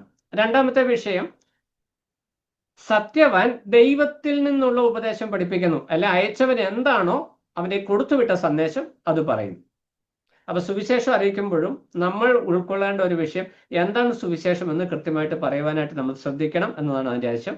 അപ്പോൾ ദൈവം നൽകിയ സന്ദേശം തന്നെ കൃത്യമായിട്ട് പറയുന്നു. 18ാം വാക്യത്തിലേക്ക് വരുമ്പോൾ, സ്വന്തം മഹത്വം അന്വേഷിക്കാതെ അയച്ചവന്റെ മഹത്വം അന്വേഷിക്കുന്നു. അപ്പോൾ സത്യവാന്റെ മൂന്നാമത്തെ ക്വാളിറ്റി എന്ന് പറയുന്നത് ദൈവത്തിന്റെ മഹത്വം അന്വേഷിക്കുന്നു. അപ്പോൾ കർത്താവിനെ കുറിച്ച് യോഹന്നാൻ സത്യവാൻ എന്നുള്ള ഒരു വാക്ക്, കർത്താവ് പറഞ്ഞ ആ ഒരു വാക്കിനെ ഊന്നൽ കൊടുത്തുകൊണ്ട് എടുത്ത് പറയുകയാണ്. ഒന്നാമത്തെ ക്വാളിറ്റി, അവൻ ദൈവത്താൽ അയക്കപ്പെട്ടവനാണ്. ദൈവത്താൽ അയക്കപ്പെട്ടു എന്നതുകൊണ്ട് ഉദ്ദേശിച്ചത് എന്താ? ഓൾറെഡി എക്സിസ്റ്റിംഗ് ആണ്. കർത്താവിന്റെ പൂർവാസ്തിക്യം, നിത്യപൂർവാസ്തിക്യം യോഹന്നാൻ ഒറ്റ വാക്കിലങ്ങ് പറയുകയാണ്. ഓൾറെഡി ഉണ്ടായിരുന്നു, അവിടുന്ന് ഇങ്ങോട്ട് അയച്ചതാണ്, ഇവിടെ ആവിർഭവിച്ചതല്ല യേശു കർത്താവ്. അതാണ് അതിന്റെ ആശയം. കർത്താവിന്റെ നിത്യപൂർവാസ്ഥിത്യം, അതുപോലെ തന്നെ ദൈവിക അധികാരം, ഈ രണ്ട് വിഷയങ്ങൾ ദൈവം അയച്ചു എന്ന പ്രയോഗത്താൽ ഉണ്ടാകുന്നു. രണ്ടാമത്തെ വിഷയം, ദൈവത്തിൽ നിന്നുള്ള ഉപദേശം പഠിപ്പിക്കുന്നു. അപ്പൊ യഹൂദന്മാർക്ക് കർത്താവിനോടുള്ള പ്രശ്നം, കർത്താവിന്റെ ഉപദേശം ഇവരുടെ സോക്കോൾഡ് ഉപദേശത്തിന് വിപരീതമായി നിൽക്കുന്നു, അല്ലെങ്കിൽ അതിൽ ഉന്നതമായി നിൽക്കുന്നു, ജനങ്ങൾ പിന്നാലെ പോകുന്നു എന്നുള്ള ആശയം. അപ്പൊ ന്യായപ്രമാണത്തെ പ്രോപ്പറായിട്ട് വ്യാഖ്യാനിച്ചത് കൊണ്ട് ഇവർക്ക് അത് ഇടർച്ചയായി. അതുകൊണ്ടാണ് ഇവർ ചോദിക്കുന്നത്. അതിന്റെ 15-ാം വാക്യം, 15-ാം വാക്യത്തിൽ പറയുന്നത്, വിദ്യാഭ്യാസം ചെയ്യാത്ത ഇവൻ ശാസ്ത്രം അറിയുന്നത് എങ്ങനെ? നമ്മുടെ ഇന്നത്തെ ഭാഷയിൽ പറഞ്ഞാൽ ബൈബിൾ സ്കൂളിൽ പഠിക്കാത്ത നീ എങ്ങനെയാടാ തിയോളജി പറയുന്നത്? അത് നമ്മുടെ നാട്ടുഭാഷ. അപ്പൊ കർത്താവിനോട്, നീ ന്യായപ്രമാണം പഠിച്ചിട്ടില്ല, നീ പൗലോസ് പറഞ്ഞു, ഞാൻ ഗമാലിയലിന്റെ പാദപീഠത്തിൽ ഇരുന്ന് പഠിച്ചവനാ. എന്താ അതിന് ആ യൂണിവേഴ്സിറ്റിക്ക് ഒരു പ്രത്യേകതയുണ്ട്. നമ്മൾ ഇതുകൊണ്ട് MG യൂണിവേഴ്സിറ്റി പഠിച്ചതാണ്, കാലിക്കറ്റ് പഠിച്ചതാണ്, ഞാൻ ഇന്ന യൂണിവേഴ്സിറ്റി പഠിച്ചു. അതിന് വാല്യൂ. ഒരു ഡിഗ്രി ഇല്ലാത്ത ഒരു വ്യക്തി ഒരു കാര്യം പറഞ്ഞാൽ അതിനൊരു വാല്യൂ ആൾക്കാർ, അത് സത്യമാണെങ്കിലും അതിന് വിലയില്ല. അതാണ് മനുഷ്യ സമ്പ്രദായം. അപ്പോൾ ഇവര് ചോദിക്കുകയാണ്, നീ വിദ്യാഭ്യാസം ചെയ്യാത്ത നീ എന്ന് പറഞ്ഞാൽ ന്യായപ്രമാണം ഒന്നും പ്രത്യേകിച്ച് പഠിക്കാത്ത നീ ദേവാലയത്തിൽ കടന്നു വന്ന് ഉപദേഷ്ടാക്കന്മാരുടെ ഒപ്പം ഇരുന്ന് ഈ ഉപദേശം പഠിപ്പിക്കുവാൻ നിനക്ക് എവിടെ നിന്നാണ് അധികാരം? അപ്പൊ ഇന്നും അങ്ങനെയാ. നമ്മളൊരു ഉപദേശം നമ്മൾ പറയുകയാണെങ്കിൽ, നമുക്ക് തിയോളജിക്കൽ എഡ്യൂക്കേഷൻ ഇല്ലെങ്കിൽ ഉടനെ ഈ ചോദ്യം ഉണ്ടാവും, നീ എന്ത് പഠിച്ചിട്ടാ? ഞങ്ങളൊക്കെ ഇവിടെ ഇത്രയും വർഷങ്ങളായിട്ട് ശുശ്രൂഷ ചെയ്യുന്നു, ഇത്രയും വർഷങ്ങളായിട്ട് പഠിപ്പിക്കുന്നു, ഈ പുതുതായിട്ട് വന്ന നീ എങ്ങനെ ഞങ്ങളെ തിരുത്താറായോ? അപ്പൊ ഇത് തന്നെ ഇവിടെ ചോദിച്ചത്. അപ്പോൾ നമ്മുടെ എല്ലാം പ്രതികരണമാണ്, സ്വാഭാവിക മാനുഷിക പ്രതികരണമാണ് കർത്താവിനോട് ഉണ്ടായേക്കുന്നത്. എന്നാൽ കർത്താവ് വളരെ ക്ലിയർ ആയിട്ട് അവരോട് വിഷയങ്ങൾ സംസാരിക്കുന്നതായിട്ട് നമുക്ക് കർത്താവ് പറയുകയാണ്, ഞാൻ തിയോളജി പഠിച്ച, നിങ്ങൾ എന്നെ പഠിപ്പിച്ച തിയോളജി അല്ല ഞാൻ ഞാൻ പഠിപ്പിക്കുന്നത്. ഇവർ പഠിപ്പിക്കുന്നത് ന്യായപ്രമാണം, യഹൂദ റബ്ബിമാരുടെ തിയോളജിയാണ് ഇവർ പഠിക്കുന്നത്, പരീശന്മാർ പഠിക്കുന്നത്. ഞാൻ അതല്ല പഠിപ്പിക്കുന്നത്. എന്നെ അയച്ചവൻ എനിക്ക് തന്ന സന്ദേശം ഞാൻ അത് നിങ്ങളോട് പറഞ്ഞു, അത് ഉയരത്തിൽ നിന്നുള്ള സന്ദേശമാണ്. വളരെ കൃത്യമായിട്ട് കർത്താവ് ആ വിഷയം ബോധ്യപ്പെടുത്തുകയാണ്. ദൈവത്തിൽ നിന്ന് അയക്കപ്പെട്ടവൻ, അസത്യവാനായവൻ തനിക്ക് ലഭിച്ച സന്ദേശത്തെക്കുറിച്ച് കൃത്യമായി ബോധ്യമുള്ളവനായിരിക്കും. ഞാൻ പറയാനായിട്ടുള്ള കാരണം, കർത്താവ്, നമ്മൾ ദൈവമല്ല, നമ്മൾ യേശു കർത്താവുമല്ല. ദൈവത്വം നമുക്കില്ല, നമ്മൾ ദൈവമക്കളാണ്. പക്ഷേ കർത്താവിന്റെ ഈ സ്വഭാവ ഗുണങ്ങൾ, അതായത് കർത്താവ് മനുഷ്യ രൂപത്തിൽ വന്നു കഴിഞ്ഞപ്പോൾ കർത്താവ് പിതാവിനോടുള്ള ബന്ധത്തിൽ കാണിച്ച നിലപാടുകൾ നമ്മോടുള്ള ബന്ധത്തിലും നമ്മൾ പാലിക്കേണ്ടത് ആവശ്യമാണ്. ദൈവവചന ഉപദേശങ്ങൾ നമ്മൾ പഠിപ്പിക്കുമ്പോൾ വചനം എങ്ങനെ അയക്കുന്നു എന്ന് കൃത്യമായിട്ട് പഠിപ്പിക്കുവാനായിട്ട് നമ്മൾ ശ്രദ്ധിക്കണം. അങ്ങനെയുള്ളവരാണ് സത്യവാന്മാരായ, അല്ലെ, ശരിയായ ഉപദേഷ്ടാക്കന്മാരായിട്ട് നിൽക്കുകയുള്ളൂ. നമ്മൾ 3 കാര്യങ്ങളാണ് കണ്ടത്. 1, ദൈവത്താൽ അയക്കപ്പെട്ടു. 2, ദൈവത്തിന്റെ ഉപദേശം അതുപോലെ പഠിപ്പിക്കുന്നു. 3, ദൈവത്തിന്റെ മഹത്വം അന്വേഷിക്കുന്നു. അപ്പോൾ കർത്താവ് സത്യവാൻ എന്നുള്ള നിലയിൽ ചെയ്ത വിഷയം, പിതാവിന്റെ മഹത്വമായിരുന്നു പുത്രന്റെ ലക്ഷ്യം. അതാണ് 18-ാം വാക്യത്തിൽ കർത്താവ് പറയുന്നത്, സ്വയമായി പ്രസ്താവിക്കുന്നവൻ സ്വന്തം മഹത്വം അന്വേഷിക്കുന്നു, തന്നെ അയച്ചവന്റെ മഹത്വം അന്വേഷിക്കുന്നവൻ സത്യവാനാകുന്നു. എന്ന് പറഞ്ഞാൽ തന്നെ അയച്ച പിതാവ് മഹത്വപ്പെടണം എന്ന ലക്ഷ്യത്തിൽ പ്രവർത്തിക്കുകയും ഉപദേശിക്കുകയും ചെയ്യുന്നവനാണ് യഥാർത്ഥ ഉപദേഷ്ടാവ്, സത്യവാൻ എന്ന് കർത്താവ് പറയുക. നമ്മൾ ഫിലിപ്പിയ ലേഖനം 2:6-8 വായിക്കുന്നത് കർത്താവ് സ്വന്തം മഹത്വം ത്യജിച്ചു എന്ന് നമ്മൾ വായിക്കുന്നുണ്ട്. തന്നെത്താൻ ത്യജിച്ച് വേഷത്തിൽ മനുഷ്യനെ വന്നു. നമ്മൾ ആരാധനയുള്ള ബന്ധത്തിൽ ഒക്കെ പഠിക്കുന്ന ഒരു വിഷയമാണ്. അപ്പൊ കർത്താവ് മഹത്വം ത്യജിച്ചു എന്ന് നമ്മൾ പറയുമ്പോൾ കർത്താവിന്റെ ഗ്ലോറി, ആ ഡിവൈൻ ഗ്ലോറി നമുക്ക് അഫോർഡ് ചെയ്യുവാനായിട്ട്, അല്ലെങ്കിൽ മനുഷ്യന് കാണുവാനായിട്ട്, കണ്ടാൽ നിൽക്കുവാനായിട്ട് കഴിയത്തില്ല. മനുഷ്യരോട് കൂടെ വസിക്കുവാനായിട്ട്, മനുഷ്യർക്ക് വേണ്ടി യാഗമായി തീരുവാനായിട്ട് വന്നപ്പോൾ കർത്താവ് ദൈവിക മഹത്വം താൻ ഒഴിഞ്ഞു വെച്ചിട്ടാണ്, അല്ലെങ്കിൽ മാറ്റി വെച്ചിട്ടാണ്, അല്ലെ മറച്ചു വെച്ചിട്ടാണ് താൻ ഭൂമിയിലേക്ക് വന്നത്. എന്നാൽ മരണശേഷം, പുനരുദ്ധാന ശേഷം തേജസ്കരിക്കപ്പെട്ട ശരീരത്തോടെ തുംഗപ്രതാപിയായി, തേജോരൂപിയായിട്ടാണ് കർത്താവ് ഇന്നും സ്വർഗത്തിൽ വസിക്കുന്നത്. കർത്താവ് ആ ചെയ്ത പ്രവൃത്തി, പിതാവ് പുത്രനെ ഈ ഭൂമിയിലേക്ക് അയച്ചപ്പോൾ ഒരു ദൗത്യമുണ്ടായിരുന്നു. അവിടെ സ്വന്തം മഹത്വം താൻ മാറ്റിവെച്ച് പിതാവ് മഹത്വപ്പെടുവാനായിട്ട് തൻ്റെ മഹത്വത്തെ താൻ മാറ്റിവെച്ചു എന്ന് കർത്താവ് വ്യക്തമായിട്ട് പറയുകയാണ്. 4-മത്തെ വിഷയം, താൻ ദൈവത്തിന്റെ പ്രവൃത്തി ചെയ്യുന്നു. 19 തൊട്ട് 23 വരെയുള്ള വാക്യങ്ങൾ. 19 തൊട്ട് 23 വരെയുള്ള വാക്യങ്ങൾ. 19-ാം വാക്യത്തിൽ നമ്മൾ വായിക്കുന്നത്, നീതികേട് അവനിലില്ല. മോശ നിങ്ങൾക്ക് ന്യായപ്രമാണം തന്നിട്ടില്ലയോ? എങ്കിലും നിങ്ങളിൽ ആരും ന്യായപ്രമാണം ആചരിക്കുന്നില്ല. ഇങ്ങനത്തെ വാക്കൊക്കെ പറഞ്ഞാൽ അപ്പൊ തന്നെ തല്ലിക്കൊല്ലും അല്ലേ? കൊല്ലാൻ വേണ്ടി അന്വേഷിച്ച് നടക്കുന്ന അവരുടെ മുമ്പിലാ പറയുന്നത്, നിങ്ങളിൽ ആരും ന്യായപ്രമാണം ആചരിക്കുന്നില്ല. അപ്പൊ കർത്താവ് എത്ര ബോൾഡ് ആയിട്ട് ആ വിഷയം സംസാരിക്കുക. അപ്പൊ ഈ തൊട്ട് താഴെ നമ്മൾ വായിക്കുമ്പോൾ 25-ാം വാക്യത്തിൽ വരുമ്പോൾ, യെരൂശലേമ്യരിൽ ചിലർ അവർ കൊല്ലുവാൻ അന്വേഷിക്കുന്നവൻ ഇവനല്ലയോ എന്ന് ചോദിക്കുന്നുണ്ട്. അപ്പൊ യോഹന്നാൻ ഈ കർത്താവിനോട് ചേർന്ന് സഞ്ചരിക്കുന്നതുകൊണ്ട് അവിടെയുള്ള റീഡിങ്സ് കറക്റ്റ് ആയിട്ട് നമുക്കറിയാം. കർത്താവ് ക്രൂശിക്കപ്പെടുന്ന കർത്താവിനെ പിടിച്ചുകൊണ്ടുപോയി വിസ്തരിക്കുന്ന സമയത്തും കർത്താവിനോട് അടുത്ത് ചേർന്ന് നിന്ന ശിഷ്യനെ യോഹന്നാൻ, പത്രോസ് നടുമുറ്റത്ത് തീയൊക്കെ കഴിയുമ്പോൾ പത്രോസ് അവിടെയാണ്, പത്രോസ് തള്ളി പറയുന്ന രംഗമൊക്കെ നമ്മൾ കാണുന്നുണ്ട്. അപ്പോൾ യോഹന്നാൻ ഈ കർത്താവിനോട് ഇങ്ങനെ പറ്റിച്ചേർന്ന് നിൽക്കുന്നുണ്ട്. അവിടെ നടക്കുന്ന എല്ലാ ചർച്ചയും വളരെ കൃത്യമായിട്ട് ഒബ്സർവ് ചെയ്തുകൊണ്ട് യോഹന്നാൻ അത് നമുക്ക് മുമ്പിൽ കൃത്യമായിട്ട് അവതരിപ്പിച്ചു തരിക. അവിടെ ഇരുന്ന ചിലരിൽ യേശു കർത്താവിന്റെ സംസാരം കേട്ടപ്പോൾ പറയുകയാണ്, അവർ കൊല്ലാൻ നോക്കുന്നവൻ ഇവൻ തന്നെയല്ലയോ. അവരുടെ മുമ്പിൽ വെച്ചാണ് എന്തോ പറയുന്നത്, നിങ്ങൾ ആരും ന്യായപ്രമാണം ആചരിക്കുന്നില്ല. എന്താണ് കർത്താവ് പറഞ്ഞു വരുന്ന വിഷയം? ആചരിക്കുന്നില്ല എന്ന് പറഞ്ഞിട്ട് അവിടെ കർത്താവ് പറയുന്ന ഒരു വിഷയം 21-ാം വാക്യം, ഞാൻ ഒരു പ്രവൃത്തി ചെയ്തു, അതിങ്ങൾ നിങ്ങൾ എല്ലാവരും ആശ്ചര്യപ്പെടുന്നു. ഈ പ്രവൃത്തി മറ്റൊരു പ്രവൃത്തി, ഈ അഞ്ചപ്പം കൊണ്ട് ഏറ്റ പോഷിപ്പിച്ച പ്രവൃത്തിയല്ല, ഇത് ശബത്ത് നാളിൽ ഒരു വ്യക്തിക്ക് സൗഖ്യം കൊടുത്ത വിഷയമാണ് എന്ന് നമ്മൾ താഴോട്ടുള്ള വാക്യങ്ങളിൽ വായിക്കുന്നുണ്ട്. അപ്പോൾ ഇവിടെ സത്യവാന്റെ മറ്റൊരു ക്വാളിറ്റി എന്ന് പറയുന്നത് ദൈവത്തിന്റെ പ്രവൃത്തി കൃത്യമായി ചെയ്യുന്നു. കർത്താവ് പറഞ്ഞു, ഞാൻ ആ പ്രവൃത്തി കൃത്യമായി ചെയ്യുന്നു. അതാണ് 21-ാം വാക്യം, ഞാൻ ഒരു പ്രവൃത്തി ചെയ്തു, അതിൽ നിങ്ങൾ ആശ്ചര്യപ്പെടുന്നത് എന്ത്? എന്നിട്ട് അതിന് ന്യായീകരണം കർത്താവ് പറയാണ്, ശബത്ത് നാളിൽ നിങ്ങൾ സർക്കംസെഷൻ, പരിച്ഛേദന കഴിക്കുന്നു, അത് ന്യായപ്രമാണത്തിന്റെ അനുസരണമായിട്ട് നിങ്ങൾ ചെയ്യുന്നു. അതൊരു പാർഷ്യലായിട്ടുള്ള ഒരു ഹീലിംഗ് ആണ്. എന്നാൽ ഇവിടെ എന്ത് സംഭവിക്കുകയാണ്? ഒരു വ്യക്തിയെ പൂർണ്ണ സൗഖ്യം കൊടുത്താൽ അതെങ്ങനെ ശബത്തിന്റെ ലംഘനമാകുമെന്ന് ചോദിക്കുമ്പോൾ അവരുടെ വായി അടഞ്ഞു പോകുന്നു. എന്നിട്ട് കർത്താവ് അവരോട് കൃത്യമായിട്ട് പറയുകയാണ്, നിങ്ങൾ കാഴ്ചപ്രകാരം വിധിക്കരുത്, നീതിയുള്ള വിധി വിധിപ്പിൻ. ഇത് അവർക്കുള്ള ഒരു പ്രബോധനമായിട്ട് ഇരിക്കുന്നു. ഇനി തിരസ്കരണത്തിന്, അതായത് ഈ കർത്താവ് നമ്മൾ വായിച്ചത്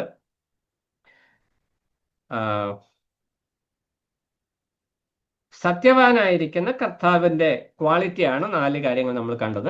ഇനി സത്യവാനെ അവർ നിരസിക്കാനായിട്ടുള്ള 5 കാരണങ്ങൾ.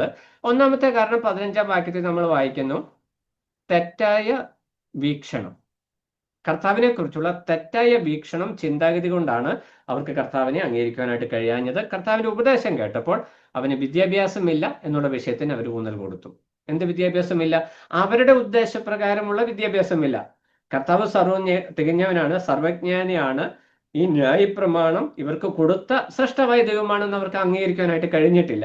അവരുടെ നോട്ടത്തിൽ ജോസഫിന്റെ മകനായ ഒരു തച്ചന്റെ മകനായ ഒരു സാധാരണ യുവാവ്, അവന് ബൈബിൾ സ്കൂളിൽ അല്ലെങ്കിൽ ന്യായപ്രമാണ ഗുരുക്കന്മാരുടെ കീഴിലൊന്നും പഠിച്ചിട്ടില്ല, അത് നിന്റെ വിദ്യാഭ്യാസം ഞങ്ങളുടെ മുമ്പിൽ നിന്റെ വിഷയം പ്രസന്റ് ചെയ്യാൻ തക്കവണ്ണം യോഗ്യതയുള്ളതല്ല എന്നുള്ള ഒരു മുൻധാരണ കൊണ്ട് അവർ കർത്താവിന്റെ ഉപദേശം കേട്ടതുകൊണ്ട് യഹൂദ പ്രമാണിമാർക്ക് കർത്താവിന്റെ സന്ദേശം ഉൾക്കൊള്ളുവാനായിട്ട് കഴിഞ്ഞില്ല. അപ്പൊ നമ്മുടെ ജീവിതത്തിലും പ്രാക്ടിക്കലായിട്ട് നമ്മൾ ചിന്തിക്കേണ്ട ഏറ്റവും പ്രധാനപ്പെട്ട ഒരു വിഷയം, ദൈവവചനത്തിന് മുമ്പാകെ ഇരിക്കുമ്പോൾ നമ്മൾ മുൻധാരണ കൊണ്ട് ദൈവവചനം കേൾക്കുമ്പോൾ, ആര് പഠിപ്പിക്കുന്നു എന്നുള്ള വിഷയം നമ്മൾ കേൾക്കുമ്പോൾ, ആര് പഠിപ്പിക്കുന്നു എന്നതിനല്ല പ്രാധാന്യം, എന്ത് പഠിപ്പിക്കുന്നു എന്നതാ പ്രാധാന്യം. അപ്പോൾ ഇവിടെ കർത്താവിന്റെ മുമ്പിൽ അവർ ഇടറിപ്പോകാനായിട്ടുള്ള ഒരു കാരണം അവരുടെ വീക്ഷണം, അവരുടെ പ്രീസപ്പോസിഷൻ, മുൻധാരണ തെറ്റായിരുന്നു. അത് വെച്ച് പഠിക്കുവാനായിട്ട് കർത്താവിനെ മനസ്സിലാക്കാൻ ശ്രമിച്ചതുകൊണ്ട് ദൈവത്തെ സത്യവാനായിട്ട്, അല്ലെ കർത്താവിനെ സത്യദൈവമായിട്ട് അവർക്ക് അംഗീകരിക്കുവാനായിട്ട് കഴിഞ്ഞില്ല. 17-ാം വാക്യത്തിൽ വരുമ്പോൾ മറ്റൊരു കാര്യം നമ്മൾ വായിക്കുന്നു, എന്റെ ഇഷ്ടം ചെയ്യുവാൻ ഇച്ഛിക്കുന്നവൻ ഈ ഉപദേശം ദൈവത്തിൽ നിന്ന് ഉള്ളതോ ഞാൻ സ്വയമായി പ്രസ്താവിച്ചതോ എന്ന് അറിയും. കർത്താവ് പറയുന്നത് വളരെ ലോജിക്കായിട്ട് ഒരു സ്റ്റേറ്റ്മെന്റ്, അത് 2-3 വട്ടം വായിച്ചാലേ മനസ്സിലാവും. കർത്താവ് പറയുകയാണ്, എന്റെ ഇഷ്ടം ചെയ്യുന്നവൻ ഈ ഉപദേശം ദൈവത്തിൽ നിന്നുള്ളതോ എന്നറിയും. എന്താ എന്റെ ഇഷ്ടം? ഈ യേശു കർത്താവിനെ അനുസരിക്കാൻ മനസ്സ് വെച്ച ഒരു വ്യക്തിക്ക് മാത്രമേ യേശു കർത്താവ് പറഞ്ഞ സന്ദേശം ദൈവത്തിൽ നിന്നുള്ളതാണോ എന്ന് മനസ്സിലാകത്തുള്ളൂ. ഇന്നത്തെ ഭാഷയിൽ പറഞ്ഞാൽ, രക്ഷിക്കപ്പെട്ട് ആത്മീയ സമർപ്പണത്തോടെ ജീവിക്കുന്ന വചനം കർത്താവെ അരുളി ചെയ്യണമേ, നമ്മൾ അതൊക്കെ കൂടെ കേൾക്കുന്നത്, കർത്താവെ അരുളി ചെയ്യണമേ എന്നുള്ള മനോഭാവത്തോടെ ഇരിക്കുന്ന ഒരു വിശ്വാസി, ഒരു വ്യക്തിക്ക് മാത്രമേ ദൈവവചനം മനസ്സിലാക്കുവാനായിട്ട് കഴിയുകയുള്ളൂ. അനുസരിക്കുവാൻ മനസ്സില്ല. മനസ്സുള്ളവർക്ക് ഇത് മനസ്സിലാക്കുവാനായിട്ട് കഴിയത്തുള്ളൂ. ഇവർക്ക് മനസ്സില്ല. ഇവർ വരുന്നത് എന്തിനു വേണ്ടിയാ? ഇതിനകത്ത് എവിടെയാണ് ഇവനെ കൊടുക്കുക? നമ്മൾ വായിക്കുന്നുണ്ട്, അവനെ വാക്കിൽ കൊടുക്കേണ്ടതിന് യഹൂദന്മാർ അവനോട് ചോദ്യങ്ങൾ ചോദിച്ചു. ഈ പുറകെ നടക്കുന്ന നല്ലൊരു ശതമാനം ആൾക്കാരും വാക്കിൽ കൊടുക്കാൻ. അപ്പൊ ഞാനിങ്ങനെ പറയുമ്പോൾ ചിലരുടെ ചിന്തയിൽ വരും, ഇതിൽ എവിടെയാണ് സനീഷിനെ ഒന്ന് പിടിക്കേണ്ടത് ഒരു ചിന്ത വരും.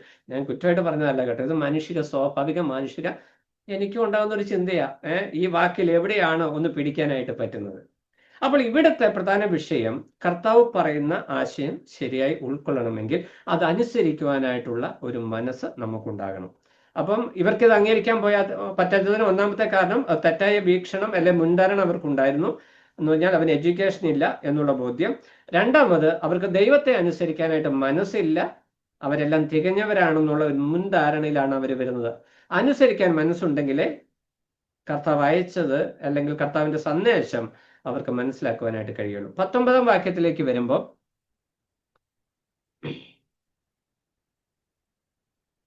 ഇവിടെ കർത്താവ് നമ്മളെ വാക്യം വായിച്ചു, മോശ നിങ്ങൾക്ക് ന്യായപ്രമാണം തന്നിട്ടില്ലയോ, എങ്കിലും നിങ്ങളിൽ ആരും ന്യായപ്രമാണം ആചരിക്കുന്നില്ല. ഇവരുടെ ക്ലെയിം എന്താ? മോശ ഞങ്ങൾക്കുണ്ട്, പിതാക്കന്മാർ ഞങ്ങൾക്കുണ്ട്, ന്യായപ്രമാണവും ഞങ്ങൾക്കുണ്ട്, അത് ഞങ്ങൾ പാലിക്കുന്നുണ്ട്.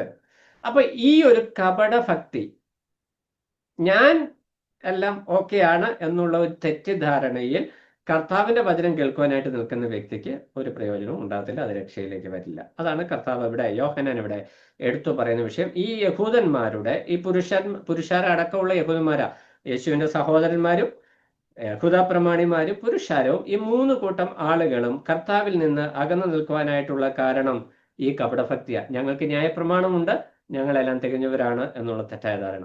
7-ാമത്തെ 20-ാം വാക്യത്തിലേക്ക് വരുമ്പോൾ, നിനക്കൊരു ഭൂതമുണ്ട് എന്ന് പറഞ്ഞാൽ ഇവർക്ക് പൈശാചിക ശക്തികളോട് ഒരു അഭിനിവേശമുണ്ട് എന്ന് പറഞ്ഞാൽ തങ്ങൾക്ക് ഇഷ്ടപ്പെടാത്ത ഉപദേശമൊക്കെ ഭൂതോപദേശമായിട്ട് അവർ കാണുന്നു.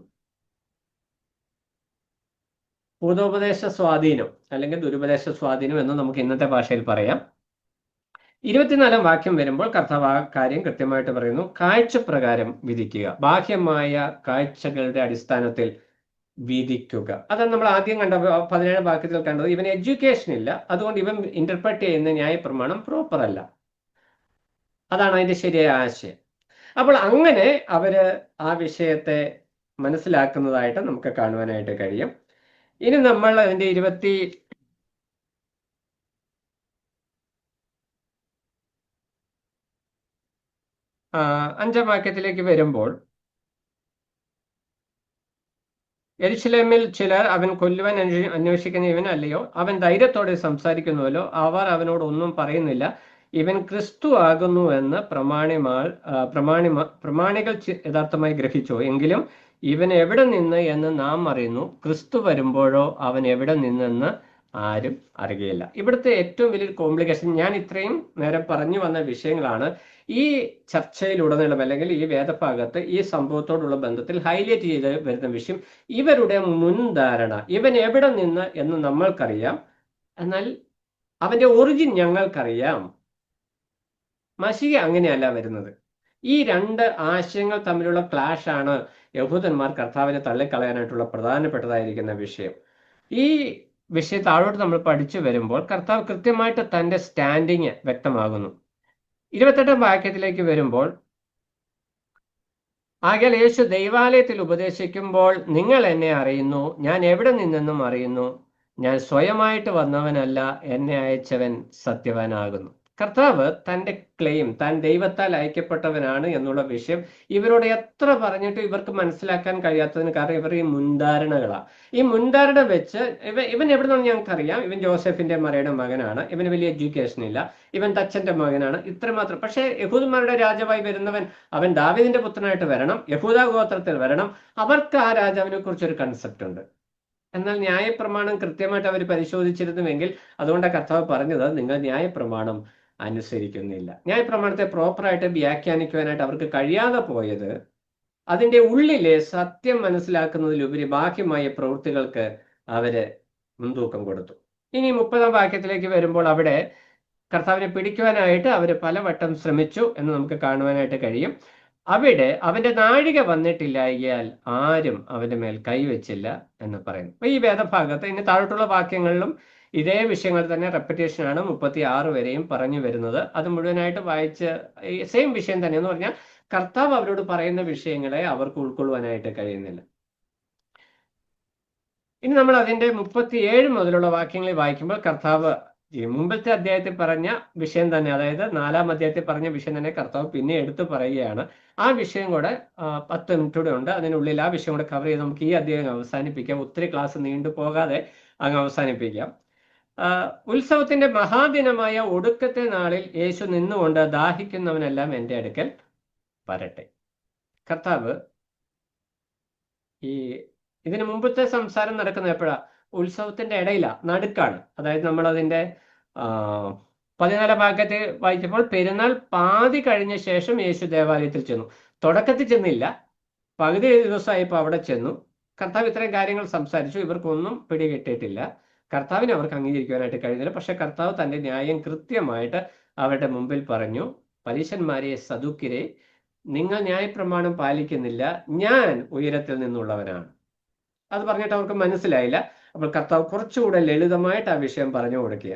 അതിന്റെ 37-ാം വാക്യത്തിൽ വന്നു കഴിഞ്ഞപ്പോൾ മഹാദിനമായ ഒടുക്കത്തെ, അതായത് പെരുന്നാളിന്റെ ഏറ്റവും പ്രധാനപ്പെട്ട അന്ന് ക്ലോസിംഗ് ഡേ ആണ്. അന്ന് കർത്താവ് നിന്നിട്ട് പറയുകയാണ്, ദാഹിക്കുന്നവനെല്ലാം എൻ്റെ അടുക്കൽ വരട്ടെ, അവന് ഞാൻ ജീവജലം കൊടുക്കും. നമ്മൾ ശമരിയക്കാരി സ്ത്രീയോടുള്ള ബന്ധത്തിൽ 4-ാം അധ്യായത്തിൽ ഇതേ വിഷയം പഠിച്ചു പോയതാണ്. അതുകൊണ്ട് വിശദീകരണത്തിലേക്ക് പോകുന്നത്. എന്നാൽ ഇവിടെ കർത്താവ് ഈ 38-39 വാക്യത്തിൽ പറയുന്ന വിഷയങ്ങൾ മാത്രം. ഒന്ന്, കർത്താവ് വാഗ്ദത്തം ചെയ്ത ഒരു പ്രത്യേക വിഷയമാണ് അവിടെ. ഈ വാഗ്ദത്തം ചെയ്തവൻ ആരാണ്? ദൈവം ജഡത്തിൽ വെളിപ്പെട്ടു. കർത്താവ് പറയുന്നത്, ദാഹിക്കുന്നവനെല്ലാം എൻ്റെ അടുക്കൽ വന്നു കുടിക്കട്ടെ, എന്നിൽ വിശ്വസിക്കുന്നവന്റെ ഉള്ളിൽ നിന്ന് തിരുവെഴുത്ത് പറയുന്നത് പോലെ ജീവജലത്തിന്റെ നദികൾ ഒഴുകും. ഇവിടെ കർത്താവ് ഈ ഒരു വാക്യത്തിൽ 2 പ്രധാന കാര്യങ്ങൾ പറയുക. ഒന്ന്, കർത്താവിന്റെ അടുക്കൽ വരുമ്പോൾ ഇവന്റെ ഉള്ളിലേക്ക് ജീവജലം വരും, ഇവന്റെ ഉള്ളിൽ നിന്ന് ജീവജലം പുറത്തേക്ക് ഒഴുകും. ഈ 2 വിഷയങ്ങൾ കർത്താവ് അവിടെ പ്രത്യേകം എടുത്തു പറയുക.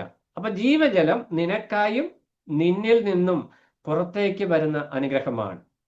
ഈ ജീവജലം എന്ന് പറയുന്ന നിത്യജീവനെ കുറിച്ചാണെന്ന് നമ്മൾ 4-ാം അധ്യായത്തിൽ കണ്ടു. എന്നാൽ ഇവിടെ കർത്താവ് പറയുന്ന വിഷയം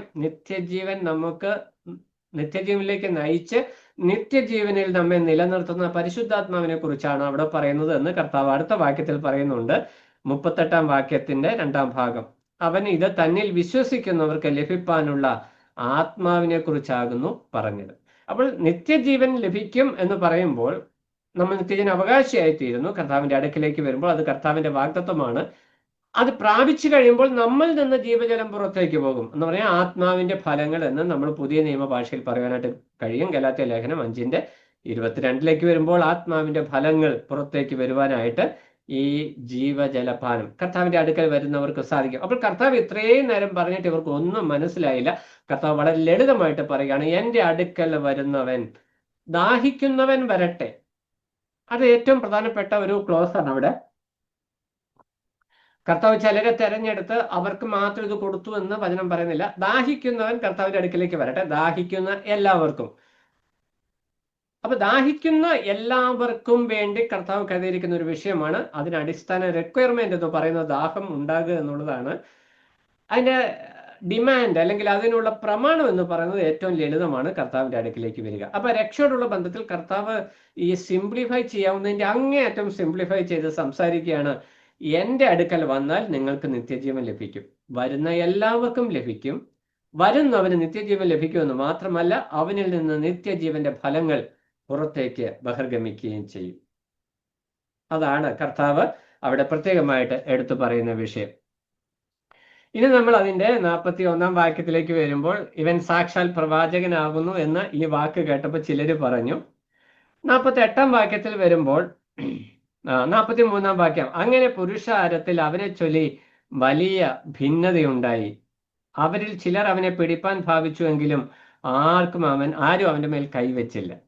അപ്പോൾ ഞാൻ പറഞ്ഞല്ലോ 7-ാം അധ്യായത്തിലെ പ്രധാന വിഷയം കർത്താവ് താൻ ആരാണെന്ന് അവർക്ക് മനസ്സിലാകുന്ന ഭാഷയിൽ വെളിപ്പെടുത്തുവാനായിട്ട് പരമാവധി ശ്രമിക്കുന്നു. എത്രത്തോളം ശ്രമിക്കുന്നു അത്രത്തോളം അവർ അവനിൽ നിന്ന് അകന്നു പോകുന്നു. അതാണ് വിഷയം. എങ്ങനെയെങ്കിലും ഇവന്റെ സംസാരം ഇവനെ ഒന്ന് ഫിനിഷ് ചെയ്താൽ മാത്രമേ ഇനി ഞങ്ങൾക്ക് നിലനിൽപ്പുള്ളൂ എന്നുള്ളൊരു തലത്തിലേക്ക് യഹൂദന്മാർ എത്തിപ്പോയി. എന്നാൽ കർത്താവ് വ്യക്തമായിട്ട് പറയും, ചിലര് ഇവനൊരു പ്രവാചകനാണെന്നൊക്കെ പറഞ്ഞെങ്കിൽ 48-ാം വാക്യത്തിൽ വരുമ്പോൾ പറയുകയാണ്, പ്രമാണികളാകട്ടെ പരീശന്മാരാകട്ടെ ആരെങ്കിലും അവനിൽ വിശ്വസിച്ചിട്ടുണ്ടോ? അവർ ചോദിക്കുക. അപ്പൊ ഇവന് ഉപദേശം കേട്ട് കഴിഞ്ഞപ്പോൾ നേതാക്കന്മാരാരെങ്കിലും ഇവനെ അംഗീകരിച്ചിട്ടുണ്ടോ? അപ്പൊ മാനുഷിക നേതൃത്വത്തിലേക്ക് ആ നേതൃസ്ഥാനം നഷ്ടപ്പെടുമെന്നുള്ള അവരുടെ ഭീതി അവിടെ വെളിപ്പെടുന്നു. എന്നാൽ അവിടെ നമ്മൾ ഒരു വ്യക്തിയെ കാണുന്നുണ്ട്. 51-ാം വാക്യത്തിൽ നിക്കോദേമോസ് അവരോട്, ഒരു മനുഷ്യന്റെ വാമൊഴി ആദ്യം കേട്ട് അവൻ ചെയ്യുന്നത് ഇന്നത് എന്ന് അറിഞ്ഞിട്ടല്ലാതെ നമ്മുടെ ന്യായപ്രമാണം കുറ്റം വിധിക്കുവാനായിട്ട് അനുവദിക്കുന്നു. ഈ മാനസാന്തരം, ഈ മാറ്റം നിക്കോദേമസിന് വരുവാനുള്ള കാരണം എന്താ?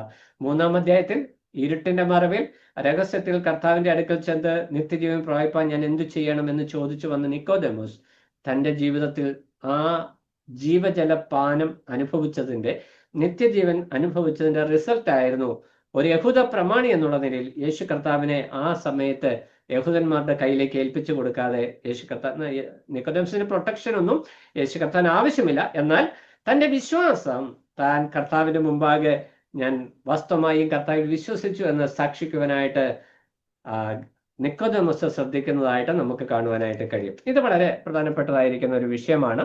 ഇതിൽ നിന്ന് 2 പ്രധാന പ്രായോഗിക ഗുണപാഠങ്ങൾ നമുക്ക് മനസ്സിലാക്കുവാനായിട്ടുണ്ട്. ഒന്നാമത്തെ ഗുണപാഠം, മാനുഷികമായിരിക്കുന്ന ചിന്തകളെക്കാൾ ദൈവത്തിന്റെ സമയത്തിന് വേണ്ടി നമ്മൾ കാത്തിരിക്കണം. 6-7 വാക്യങ്ങളാണ് അതിന് അടിസ്ഥാനം. മാനുഷികമായിരിക്കുന്ന പ്രോത്സാഹനം എന്ന് പറഞ്ഞാൽ, നീ രാജാവായിട്ട് ദേവാലയത്തിലോട്ട് ചെല്ല്, ജനങ്ങളോട് ഉപദേശിക്ക്, നീ രാജാവായിട്ട് നിന്നെ തന്നെ വെളിപ്പെടുത്താം. നമ്മളോടൊക്കെ പറഞ്ഞ് നമ്മൾ അപ്പൊ തന്നെ ഓടിപ്പോകും. കർത്താവ് എന്ത് പറഞ്ഞു? എൻ്റെ സമയമായിട്ടില്ല. കാരണം പിതാവ് അയച്ചിരിക്കുന്ന ഒരു പദ്ധതി, ജനത്തിനു വേണ്ടി തൻ്റെ രക്തവും മാംസവും കൊടുത്തിട്ട് ജീവനെ പ്രാപിച്ച് രാജാവായിട്ട് വരിക എന്നുള്ളതാണ് പിതാവ് വെച്ചിരിക്കുന്ന ക്രമം. ആ സമയത്തിനു വേണ്ടി കാത്തിരിക്കുവാനായിട്ട് കർത്താവ് ഒരുക്കമായിരുന്നു. നമ്മുടെ വിശ്വാസ ജീവിതത്തിലും ദൈവം നമുക്ക് വേണ്ടി ഒരുക്കുന്ന സമയത്തിനു വേണ്ടി വെയിറ്റ് ചെയ്യുവാനായിട്ടുള്ള ഒരു മനസ്സ് നമുക്കുണ്ടാകണം. 17-ാം വാക്യത്തിലേക്ക് വരുമ്പോൾ കർത്താവിന്റെ കൽപ്പന അനുസരിക്കുവാനായിട്ട്, ദൈവത്തിന്റെ കൽപ്പന അനുസരിക്കുവാനായിട്ടുള്ള ഒരു സമ്പൂർണ്ണ സമർപ്പണം നമുക്കുണ്ടായിരിക്കണം. കർത്താവ് പറയുകയാണ് 17-ാം വാക്യത്തിൽ, എൻ്റെ ഇഷ്ടം ചെയ്യുവാൻ ഇച്ഛിക്കുന്നവൻ, അതാ നമുക്ക് ദൈവഹിതം ചെയ്യുവാനായിട്ട് കഴിയണമെങ്കിൽ അതനുസരിക്കാനുള്ള മനസ്സുണ്ടെങ്കിൽ മാത്രമേ ഉപദേശം മനസ്സിലാകുകയുള്ളൂ. ഇതാണ് ഇതിനകത്ത് പ്രായോഗികമായിട്ട് നമുക്ക് ലഭിക്കുന്ന വിഷയം. സാധാരണ നമ്മൾ ഓരോ പാരഗ്രാഫാണ് ഓരോ ക്ലാസ്സിൽ പഠിച്ചു പോകുന്നത്. ഇന്ന് ഞാൻ 7-ാം അധ്യായം മൊത്തത്തിൽ അങ്ങ് കവർ ചെയ്യാനായിട്ടുള്ള കാരണം, ഒത്തിരി അങ്ങ് നീണ്ടു പോകണ്ട, കാരണം ഇതിനകത്ത് പല വിഷയങ്ങളും ആവർത്തിച്ച് പറയുന്ന വിഷയങ്ങളാണ്. ഈ ആവർത്തിച്ച് പറയുന്ന വിഷയങ്ങൾ പറയാനായിട്ടുള്ള കാരണവും അത് തന്നെ. യഹൂദന്മാരെ ഫ്രസ്ട്രേറ്റഡ് ആണ്. അവർ യേശു കർത്താവിനോട് സംസാരിക്കുന്ന രീതിയും കർത്താവ് അവരോട് സംസാരിക്കുന്ന രീതിയും നമ്മൾ ഒത്തിരി വ്യാഖ്യാനിച്ചെടുക്കണം. അതിന്റെ അന്തസത്ത എന്ന് പറയുന്നത്, യേശു കർത്താവിനെ കുറിച്ച് അവർക്കൊരു മുൻധാരണ ഉണ്ടായിരുന്നു. അതുകൊണ്ട് അവർക്ക് കർത്താവിനെ അംഗീകരിക്കുവാനായിട്ട് കഴിഞ്ഞില്ല. എന്നാൽ കർത്താവിനെ മനസ്സിലാക്കുവാനായിട്ട് ശ്രമിച്ച വ്യക്തികൾക്ക് കർത്താവിന്റെ ദൈവത്വം വ്യക്തമായിട്ട് ഉൾക്കൊള്ളുവാനായിട്ട് കഴിഞ്ഞു. ഈ 12 ശിഷ്യന്മാരെ കർത്താവ് വിളിച്ചല്ലോ. ഈ 12 ശിഷ്യന്മാരെ വിളിച്ചു കഴിഞ്ഞപ്പോൾ എന്നെ അനുഗമിപ്പിനെന്ന് മാത്രം കർത്താവ് പറഞ്ഞത്, വേറെ പ്രസംഗമൊന്നും അവിടെ പ്രസംഗിച്ചില്ല. ആ ഒരൊറ്റ വാക്കിൽ അവർക്ക് വേണ്ട ഡയറക്ഷൻസ് കിട്ടി. കർത്താവ് ജനിക്കുന്ന സമയത്തും എലിസബത്തും അതുപോലെ ഭർത്താവും ഒക്കെയും ഈ രക്ഷിതാവിനെ പ്രതീക്ഷിച്ചിരുന്നത് കൊണ്ട് രക്ഷിതാവ് വന്നപ്പോൾ അവർക്ക് കൃത്യമായിട്ട് ആ കാര്യങ്ങൾ, ഇതിന്റെ ഒരു രത്ന ചുരുക്കം പറഞ്ഞത്, എൻ്റെ ഇഷ്ടം ചെയ്യുവാൻ താല്പര്യപ്പെടുന്നവൻ എൻ്റെ ഉപദേശം മനസ്സിലാക്കും എന്ന് പറഞ്ഞാൽ, രക്ഷയ്ക്ക് കാക്ഷിക്കുന്നവനെ ദൈവം അതിലാക്കും. രക്ഷിക്കപ്പെട്ട വ്യക്തികളുടെ ഉത്തരവാദിത്വം എന്താ? ദൈവത്തിന് പ്രസാദമുള്ള നിലയിൽ ജീവിക്കണമെന്ന് ആഗ്രഹിച്ചാൽ ദൈവത്തിന്റെ പ്രസാദം എന്താണെന്ന് വചനത്തിലൂടെ ബോധ്യപ്പെട്ടു വരും. അതാണ് അതിന്റെ രത്ന ചുരുക്കം. ഈ ഒരു അദ്ദേഹത്തിൽ മുഴുവൻ പ്രതിപാദിക്കുന്ന ഒരു വിഷയം. എന്നാൽ യഹൂദന്മാർക്ക് ഇവിടെ എന്ത് സംഭവിച്ചു? ഇവർക്ക് ഇത് അബ്സോർവ് ചെയ്യാനേ പറ്റുന്നില്ല. കർത്താവ് ദൈവശാസ്ത്ര പഠനമില്ലാത്ത ഇവൻ ദേവാലയത്തിലിരുന്ന് ഉപദേഷ്ടക്കന്മാരുടെ ഒപ്പം ഇരുന്ന് വചനം വ്യാഖ്യാനിക്കുന്നത് എങ്ങനെ?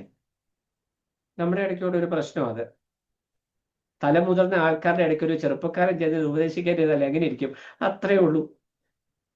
അവിടെ അയക്കപ്പെട്ടത്, ഏൽപ്പിക്കപ്പെട്ടത്, ഇതൊക്കെയാണ് പ്രധാനപ്പെട്ടതായിരിക്കുന്ന വിഷയം.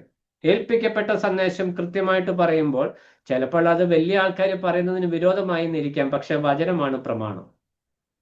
അത് ശ്രദ്ധിക്കേണ്ട ഒരു വിഷയം. നമ്മുടെ വിശ്വാസ ജീവിതത്തിൽ ഈ പരീശന്മാരെയും സദുക്കിനെയും പോലെ മുൻധാരണകളുടെ അടിസ്ഥാനത്തിൽ കർത്താവിനെ മനസ്സിലാക്കുവാൻ, ദൈവവചനം മനസ്സിലാക്കുവാൻ ശ്രമിക്കാതെ കർത്താവിൻ്റെ ആത്മാവിൽ, പരിശുദ്ധാത്മാവിനെ പൂർണ്ണമായി വിധേയപ്പെട്ട് വചനം പഠിക്കുവാനായിട്ട് നമ്മൾ വിധേയപ്പെട്ടിരിക്കുമ്പോൾ നമ്മൾക്ക് എന്ത് സംഭവിക്കും? നമ്മുടെ ഹൃദയത്തിൽ നിന്ന് ജീവജല നദികൾ പുറത്തേക്ക് ഒഴുകും. പണ്ട് ഒത്തിരി ഒഴുകുന്നുണ്ടായിരുന്നു, ഇപ്പോൾ ഒഴുകുന്നുണ്ടോ? നമ്മൾ ചോദ്യം ചെയ്യേണ്ടത് ആവശ്യമാണ്.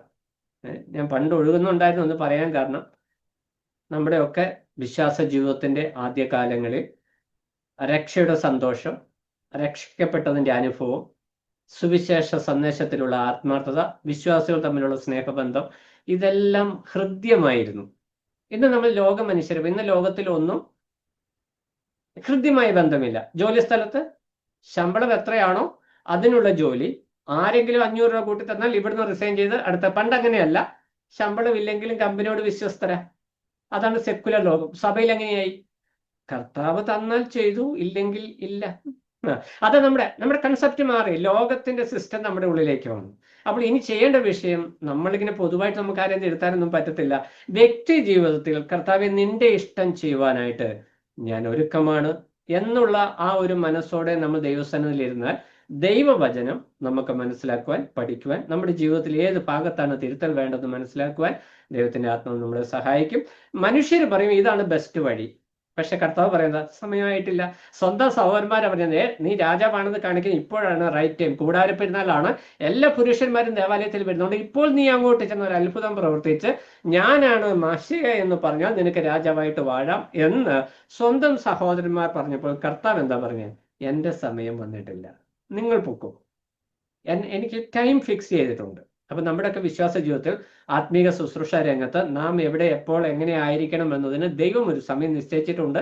ആ സമയത്തിന് വേണ്ടി ക്ഷമയോടെ കാത്തിരിക്കുക. അത് ആത്മീക ജീവിതത്തിലും ഭൗതിക ജീവിത രംഗങ്ങളിലും കർത്താവെ നിന്റെ സമയത്തിന് വേണ്ടി ഞാൻ ക്ഷമയോടെ കാത്തിരിക്കുന്നു എന്ന മനസ്സ് നമുക്കുണ്ടെങ്കിൽ തീർച്ചയായിട്ടും തക്ക സമയത്ത് അവൻ നമ്മളെ ഉയർത്തേണ്ടതിനും ബലമുള്ള കൈ കീഴിൽ താണിരിക്കുവാനായിട്ട് ദൈവം നമ്മളെ സഹായിക്കട്ടെ. ദൈവനാമം മഹത്വപ്പെടുമാറാകട്ടെ.